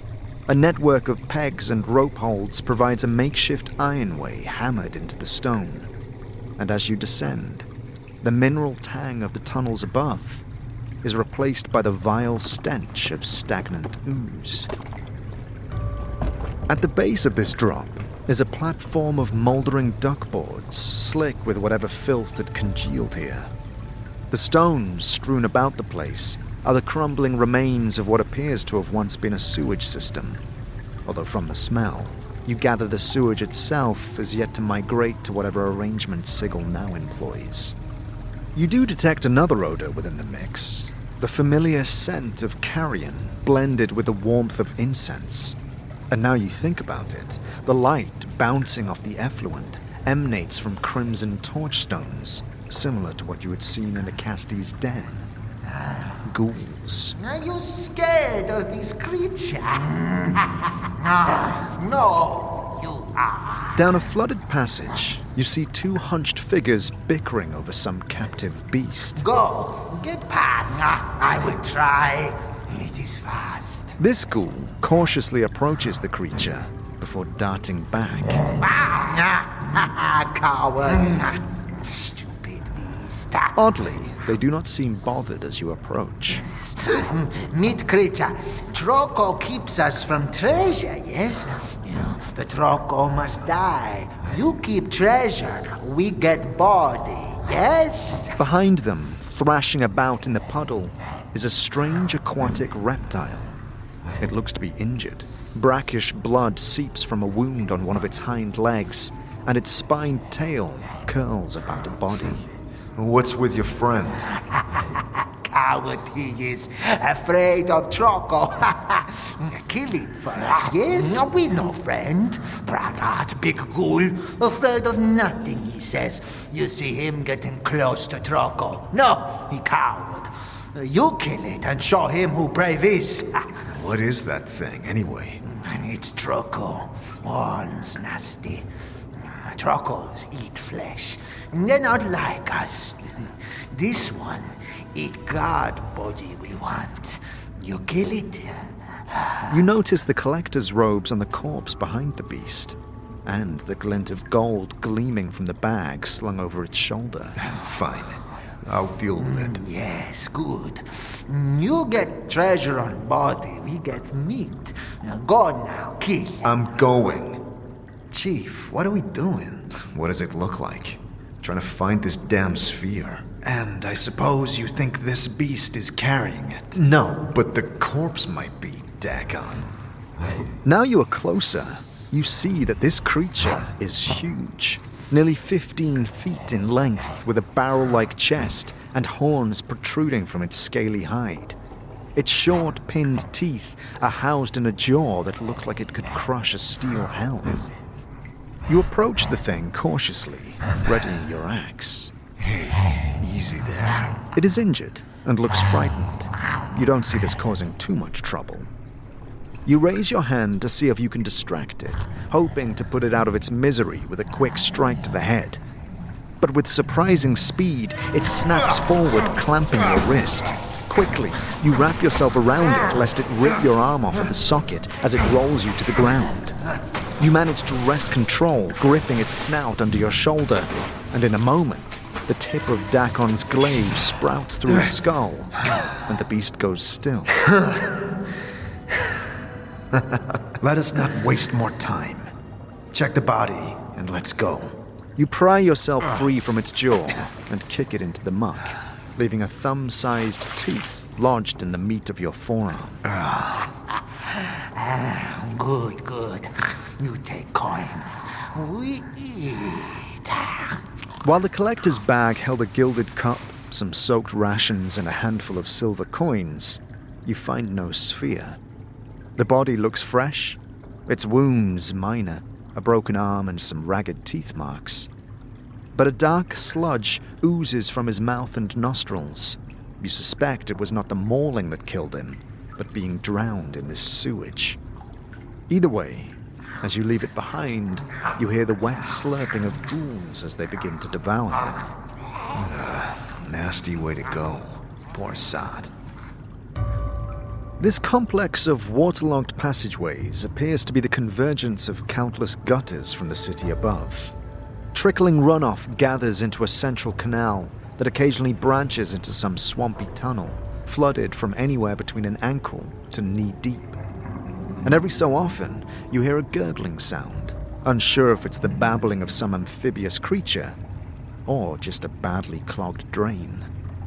Occasionally, interspersing the pipes and grates, you see large stone faces protruding from the walls, and despite the wearing and erosion of time, their details look alarmingly lifelike, less as if they'd been carved so much as calcified. Beneath one such sculpture lies a tomb. Here lies the beloved mother of Bajin. The last part of this inscription is illegible. You hear a splash of noise as, writhing through the shallows, another of these reptilian monsters thrashes about. A band of ghouls pounce upon the thing as it rolls, snapping at its prey. Larger than the one cornered before, its limbs look heavy and powerful. The ghouls, though, are quick and skilled, wielding spears and tridents. One expertly loops a noose about its snout, binding it shut, while the others dispatch the thing swiftly. Good. feast and be done. We've true quarry ahead. This ghoul carries itself with greater authority than those around him. He sees the three of you, and as he wades towards you, you notice the knife tucked into his waistband. This is the ghoul who'd confronted you in a Casti's den. What are you doing here, meat? Should you not be hiding in Hogrim's chapel? We were granted freedom. We're down here searching for something. A bronze sphere. A bronze sphere. We have found no such thing. But many depths hidden here. Maybe you'll get lucky. Fair enough. I saw you with a Casti, right? One of the Casti's chieftains. He plants his trident into the ground and adjusts the stole of netting draped about his shoulders. I am Ilya. These are my pack. We are scouts, hunters. We seek territory. We seek food. Anything I should look out for? Much. This place has been overrun. Vaguls, Swagin, Trokos. He jerks his chin towards the corpse, now being picked apart by his ghouls. But we hunt a greater foe. Trokopotaka, mightiest of the deep. Trokopotaka. White scales, horns as great as you or I. Boundless appetite, cruel. Many have fallen hunting this prize. But this day, we shall be victorious. No doubt. Perhaps we could join you. What you say? We need to search the depths, as you say, on our own hunt. No reason not to travel together. And we could certainly use a guide. Ilya leans into you, sniffing and licking his lips. He gazes over your tattoos, then at Dakon's glaive. You look like you can fight. Very well. But don't expect us to wait for you. We move fast and quiet when we need to. Understood. Come, let's go. The ghouls finish tearing at the reptilian flesh and begin to wade off down the murky canal ahead. Morton Dakon looked to you uneasily. Might as well get all the help while we can. Whatever you say, Chief. Deeper in these sewers, the ice-cold streams from the tombs above have given way to a mix of the city's refuse, forming a lukewarm swamp of shallow pools. Ilya's ghouls traverse these waters with ease, leading you down ever-darkening tunnels, until you eventually reach a wide, vaulted cistern, long past use this far below the Sigil streets. Lining the walls are more of the glowing torchstones, casting a reddish glaze upon the glistening walls, and scattering strange shadows over effigies that mark the entrance. We go beyond the reaches of our hunting grounds, where dark depths are choked with filth and debris. Ilya gathers one of the blazing stones from a pillar. Take this. He hands you the brazier, and while it glows like burning coal, you notice it gives off almost no heat. Well, won't this attract attention? Stealth or sight, you choose. Besides, if the beast sees you first, we'll be ready to pounce once it strikes. What can you tell me of this place? Is the drowned nations where the hunters rule. We mark our boundary with banners and these effigies. You lose us, find more. You should remain safe. After some time stalking the floods, your hunting party comes to a ruined tunnel mouth, its edges lined with crushed tiles and broken beams. Several of the marked effigies have been smashed to bits. Apparently this area wasn't so safe after all. Some large creature, it would seem, must have passed here in a hurry, as evidenced by these scattered pieces. Ilya, the leader of the ghoul pack, prowls ahead and takes up a splinter of the rotting wood. His great curling tongue worms out, caressing it gently. Come. The beast is this way. How'd he figure that one out? Shush, Mort. We must remain watchful. Wading through this tunnel, it is clear any attempt to make it traversable had long been given up. The remnants of old scaffolding lie festering on the ground beneath the shallows, making for a treacherously uneven footing. One of the ghouls trips, catching its leg on a piece of decking. Get up. Ilya steps out from the tunnel into a flooded expanse that looks to have once served as the dock of some subterranean lagoon. The wrecked boardwalk, now flotsam upon the turbid depths, floats alongside more of those so-called safe markers. And spotted about the place are several cracked support pillars. They look as if they could hardly stand much longer, and you hear an unnerving creaking sound from above. Keep your eyes open and stay quiet. The ghouls begin to fan out, sniffing the air, the strange reddish light gleaming on their jet-black eyes. As you begin to illuminate the cavern, you see an isle of rubble moored in the center of this pool, its bridge, now in ruins, drifting along the surface. And you think you catch the glimpse of a body marooned there. Hey, look. Shh. It stirs, seemingly alerted to your presence. Hey, you! Help! Leave it. Please, there's a boat. Please, don't leave me. Meat. Hungry.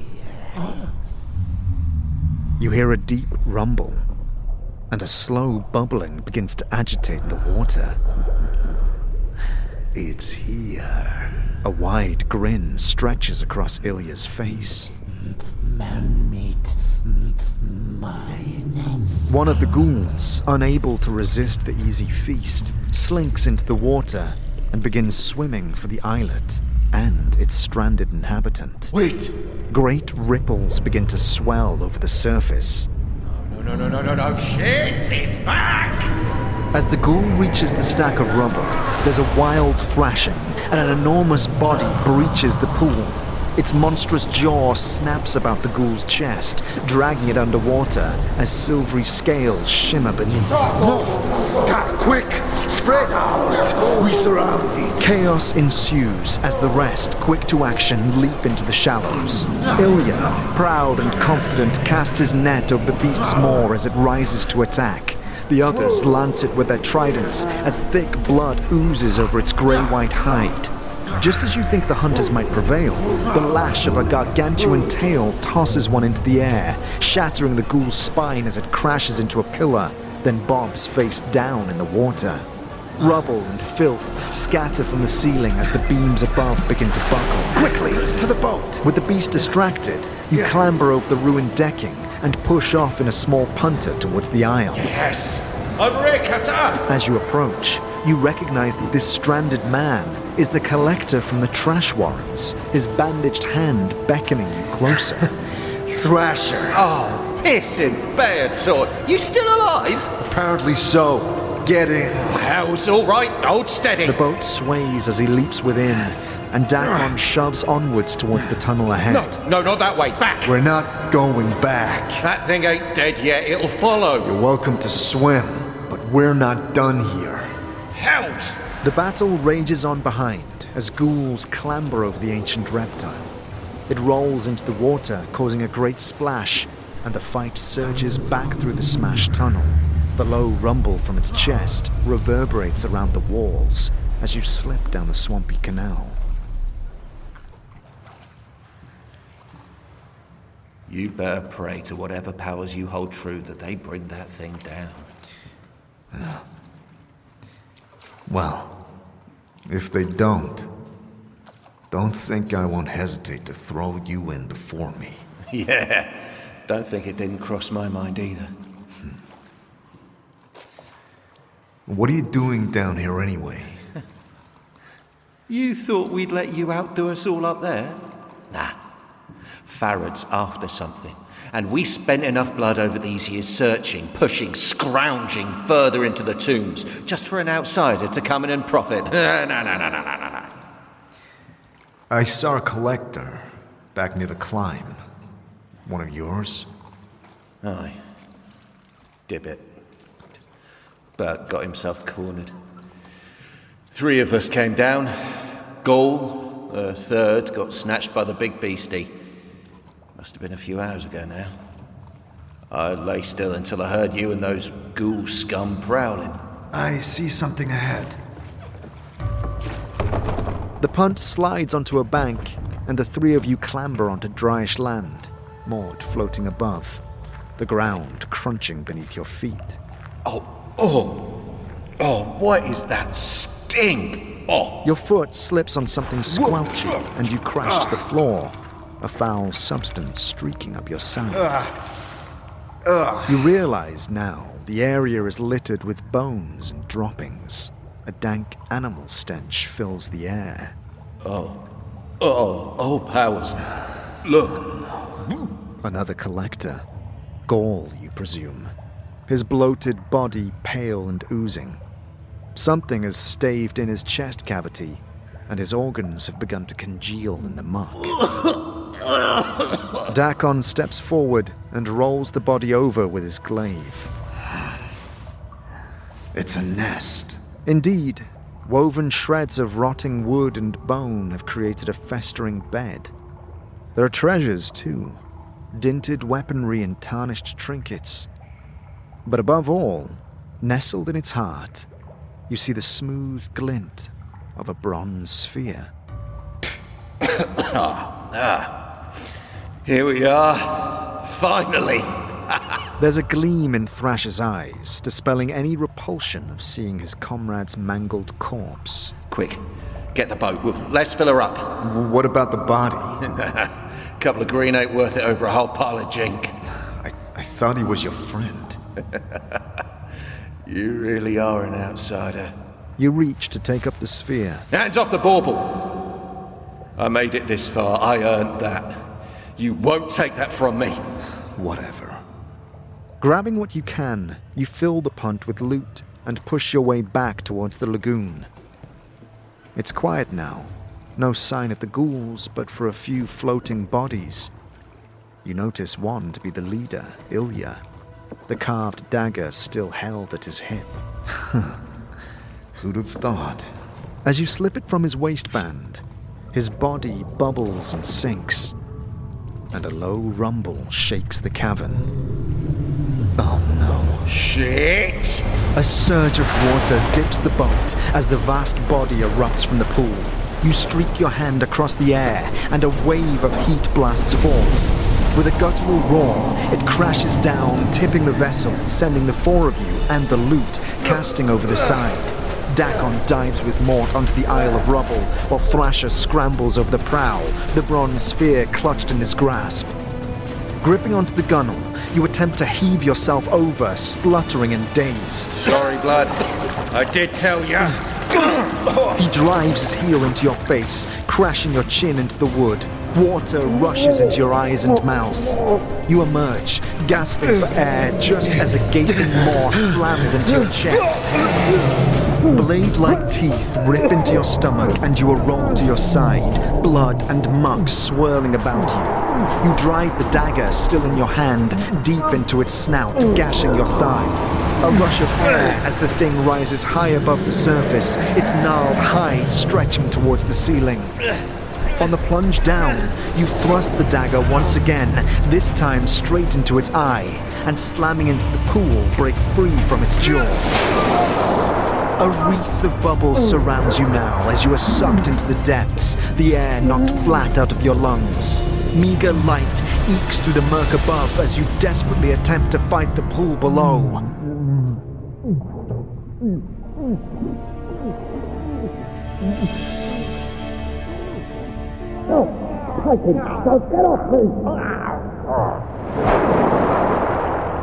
The water breaks, and a bright object rushes towards you. The sphere.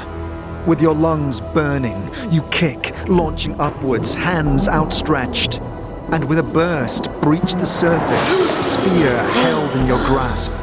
Coughing for air, you feel a pull as Dakon hauls you onto the boat, and you choke up vile fluid from your lungs. He pushes away, a horrid thrashing behind you. Come on, faster! We'll be back! I can't push it any faster! The water begins to bubble and surge once more, but as the beast's back begins to crest, you reach out your hand, and with a clench of your fist, a fountain of churned earth and stone erupts from the shallows, shattering the support pillars. Clumps of rotten wood and rubble topple down, and with a mighty groan, the ceiling caves in. At last, a low bellow reverberates through the tunnel, with a beast entombed beneath.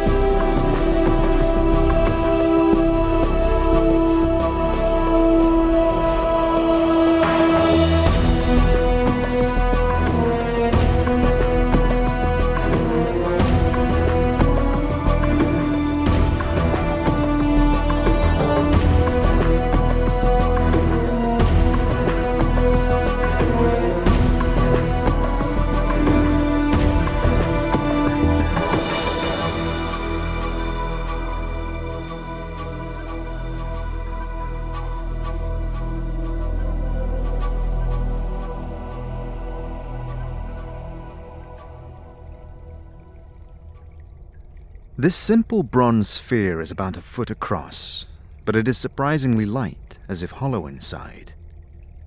Although its basic appearance is normal enough, this sphere somehow manages to offend the rest of your senses.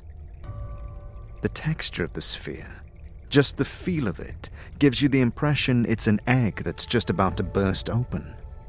Just touching it makes your skin crawl. To make matters worse, the faint smell of rotten custard emanates from it, and it makes your eyes water. What do you think it is? No idea. Come on, let's move on.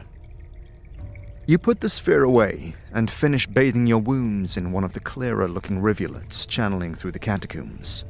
You hope, this far above the rank sewage of the drowned nations and reasonably below the fresher waste from the Pickers Square above, the water here may at least be somewhat filtered by the ancient tiles and mountains of debris.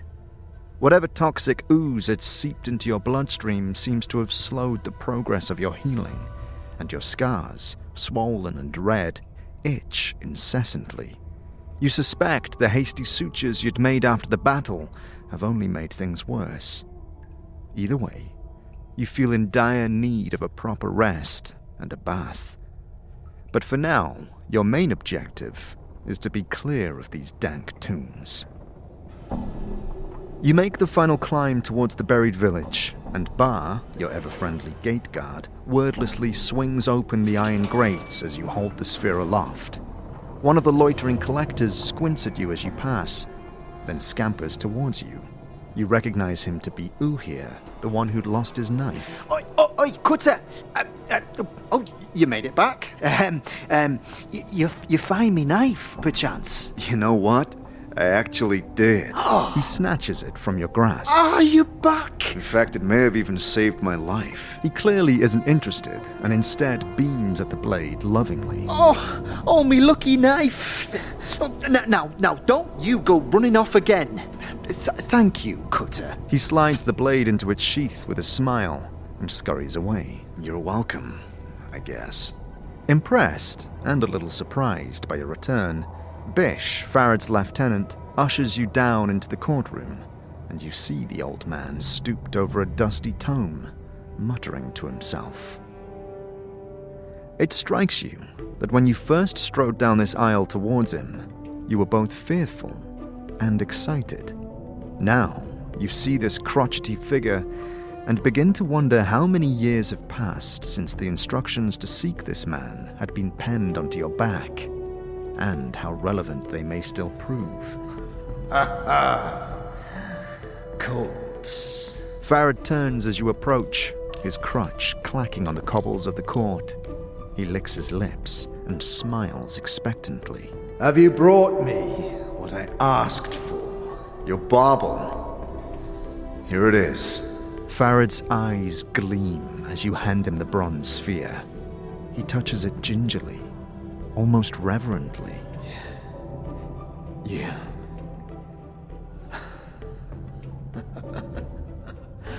Oh, corpse. Such a gamble you were. And paid off handsomely you have. He studies his reflection in the sphere.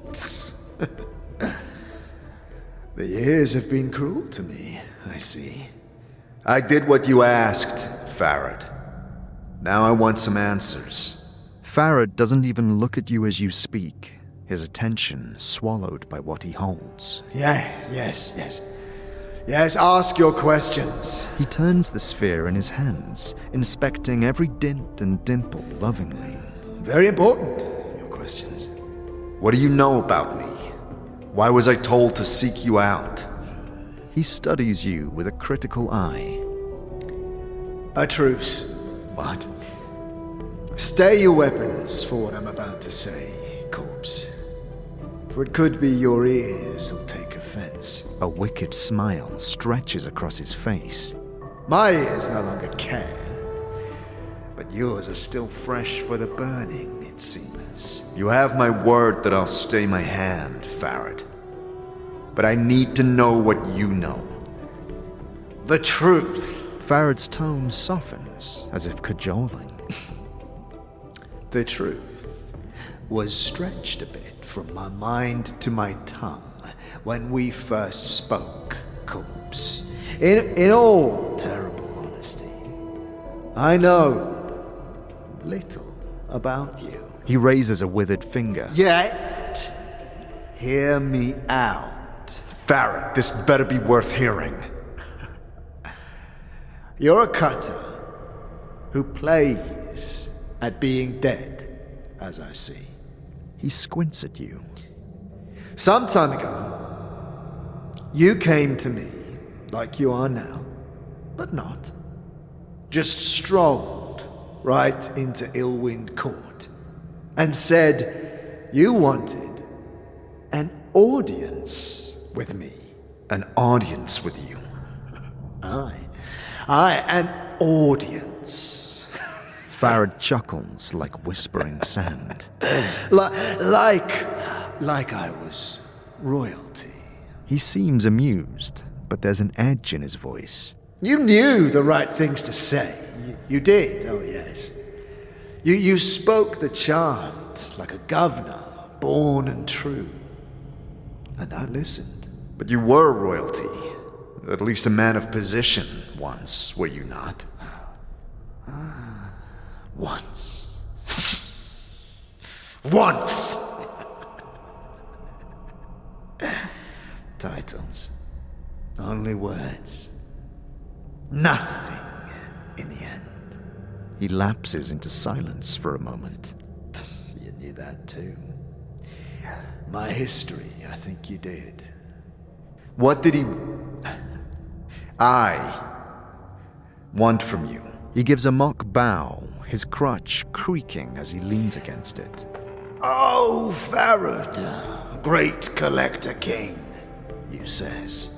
I have come before you to request a boon. A boon, I says. Or what could I offer a man of such obvious strength? Go on. Pharod wags his crooked finger. And you asked for a strange thing. You says, Lord Pharod, I ask for courtesy. Your collectors roam throughout the hive. If they should find my body, I want it kept safe. That is all I ask. He shrugs. A simple boon. You suddenly feel a prickling in your skull as Pharod speaks the word boon, and the smell of blood and fear rushes through your nostrils. Pharod is hiding something. Something that happened in the past involving you, and it scares him. The boon he granted you was no simple matter. So you granted my boon just like that? There's nothing to be gained from it for you. Why did you even agree to do it? Pharod falls silent for a moment. A dead man can keep no promises. And promises to a dead man are easy enough to make, corpse. You're a merchant, Pharod, not a philanthropist. There must have been another reason. Pharod's face suddenly peels back in fury, his skin flushing red. After you'd strung up a score of my blood on the hive walls to die, I had enough reason to promise you the plains themselves. Then your butchering self comes to my home, my keep, to demand a boon of me. Pharod calms himself, though his face is still flushed. I agreed. I'm sorry about your people, Pharod. That wasn't me. But if I can make up the loss to you, I will. No matter. Them bodies served me well enough. The Dusties pay the same for fresh debtors as for old. Was that the only reason you agreed to my request?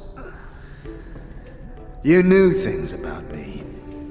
Things only I knew. You knew I was greedy for something beneath Sigil. And you put a name and a picture to it. The Bronze Sphere, you said. I didn't think you would fetch it for me. Yet, did you? Aye. The plains turn in strange ways. And that's all you know? All I know! Nay.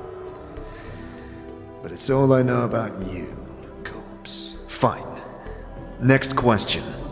What did you take off my body after I died? Pharod licks his lips. Why, I took nothing, corpse. His face splits in a grin. Then, I wasn't the one that found your body. Who did? Pharod's smile widens, pulling the pasty folds of flesh back from his face like a curtain. My daughter. The rose of my eye. The sweetest of my family. And the sharpest wit of them all. He licks his dry lips and sighs in mock sadness. Such a cruel tongue on her. Your daughter? Who? My darling girl, Anna. She found you, dead as dead it can be, in a place where most collectors wouldn't go for a mountain of coppers. Could be she plucked something off you. Could be not. He leans in, shaking his head. You'll have to ask her, for it's not her Da's place to say. Don't lie to me, Pharod. You're a merchant, and you always take a cut from your workers. What did Anna give you from my body? Yes. My tribute. Pharod folds his withered hands over his crotch, almost protectively. Well, there's no telling what was from you or not, corpse. Most like there was nothing. Pharod, my patience is at an end. There'll be nothing left of you, all this village, if you don't hand over this tribute. Pharod is silent for a moment. He taps his fingers against his crotch, slowly. Well, where is the decency of man gone? Pharod grumbles, shaking his head. A courtesy I'm doing for you, corpse. Such a courtesy. Pharod parting with anything. It'd be the dead book for me if anyone heard. Wait here. Move not a yard. I shall return. He hobbles into the shadows of his court, and you hear the rustle of wind over the flagstones. Wonder where he's going. After a long while, Pharod returns, his crutch clacking as he walks. In his hands, he holds a number of items which he passes off to you. You will be silent on this and accept the blessing I even remembered. Some coins, bandages, a scrap of paper, and a ring. When I awoke in the mortuary, I was missing a journal. Where is that? Pharod squints at you, the folds of flesh coming down almost over his eyes. A journal you did have when we spoke last. Has it lost itself? These eyes have not seen it. But keep them peeled, I will. I would love to read such a magnificent work. Fine. Next thing, your daughter, Anna. Where is she? Where's Anna? Pharod shrugs. Well, she's hiding in the shadows here, I expect, listening to us trade the chant. I called for her after you went below. Had to ask her if you were really in the dead book when she found you or not. He chuckles dryly, then takes a deep breath and calls out to the darkness. Anna, stop mithering in those shadows and come greet our guest. She's here. What now? You turn, and striding towards you, you see a striking young red-haired woman. You didn't even hear her enter the chamber. Her right arm is covered with a series of interlocking plates that look as if they were taken from the skin of some creature, and a horned shoulder piece protects her left arm. But what you immediately recognize is that she has a tail that flicks back and forth as you watch. And you remember. Looks like the Dusty's lost one of the deadest. I've never seen something so ugly, I've not. You're Anna. I met you in the hive, outside the mortuary. She ignores you and turns to Pharod. What's this about then? I'm not playing the leash pull with a scared dog, so's I'm not. Get one of your other gullies to do it. Anna, rose of my eye, have I not taught you to respect the dead? A thin smile worms across Pharod's face, and he makes a slight bow towards you. This resourceful corpse needs to know where you found him. Hey, what you on about? She squints at you. He's not a deader. Ah, yes. My mistake. Pharod nods, then his voice drops dangerously. Yet, my darling Anna, that still makes it your mistake.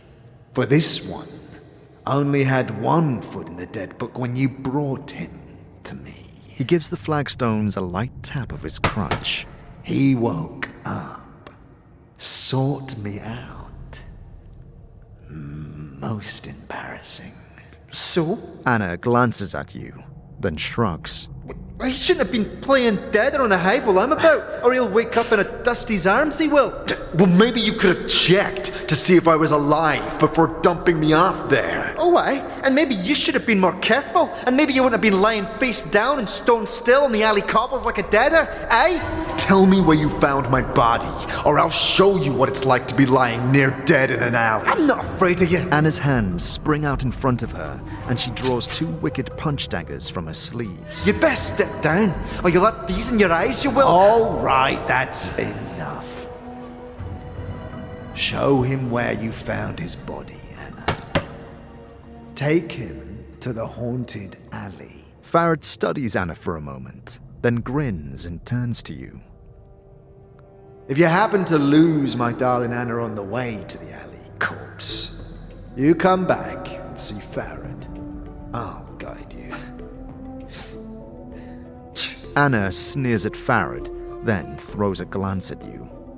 Come on then. She steps back and flips her daggers in a deft motion, concealing them somewhere within her armor. And keep your steps quick. Check. I've little time to waste on the likes of you. Wait, now? I'm not ready. We've just now come back from the tombs. Oh, aye. Oh, well then, you can sniff out your grave on your own, you idiot. I'm not waiting for... Pharod's voice is quiet, but it cuts through her speech like a knife. Be his minder.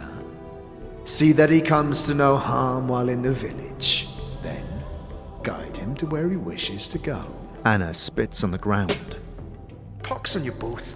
Look, it's fine. We don't have to wait. Let's just go. Aye then.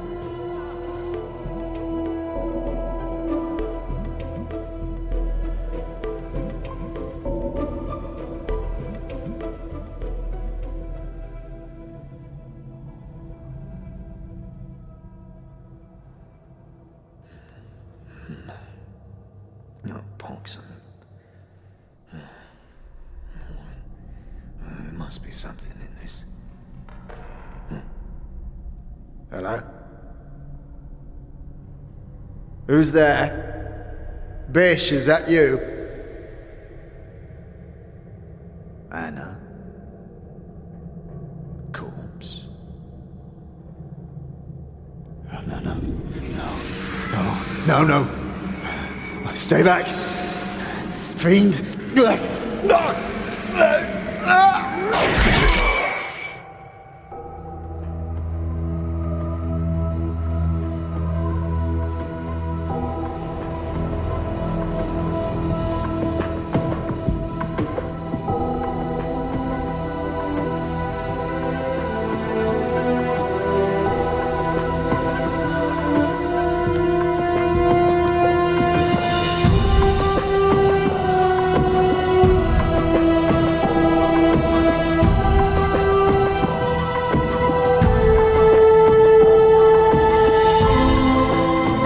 Listening to Planescape Torment, the unofficial audio series, a Revoca GM production. To support the show and those involved, please consider subscribing to our Patreon or donating via our Ko-fi page. Links to both are in the description.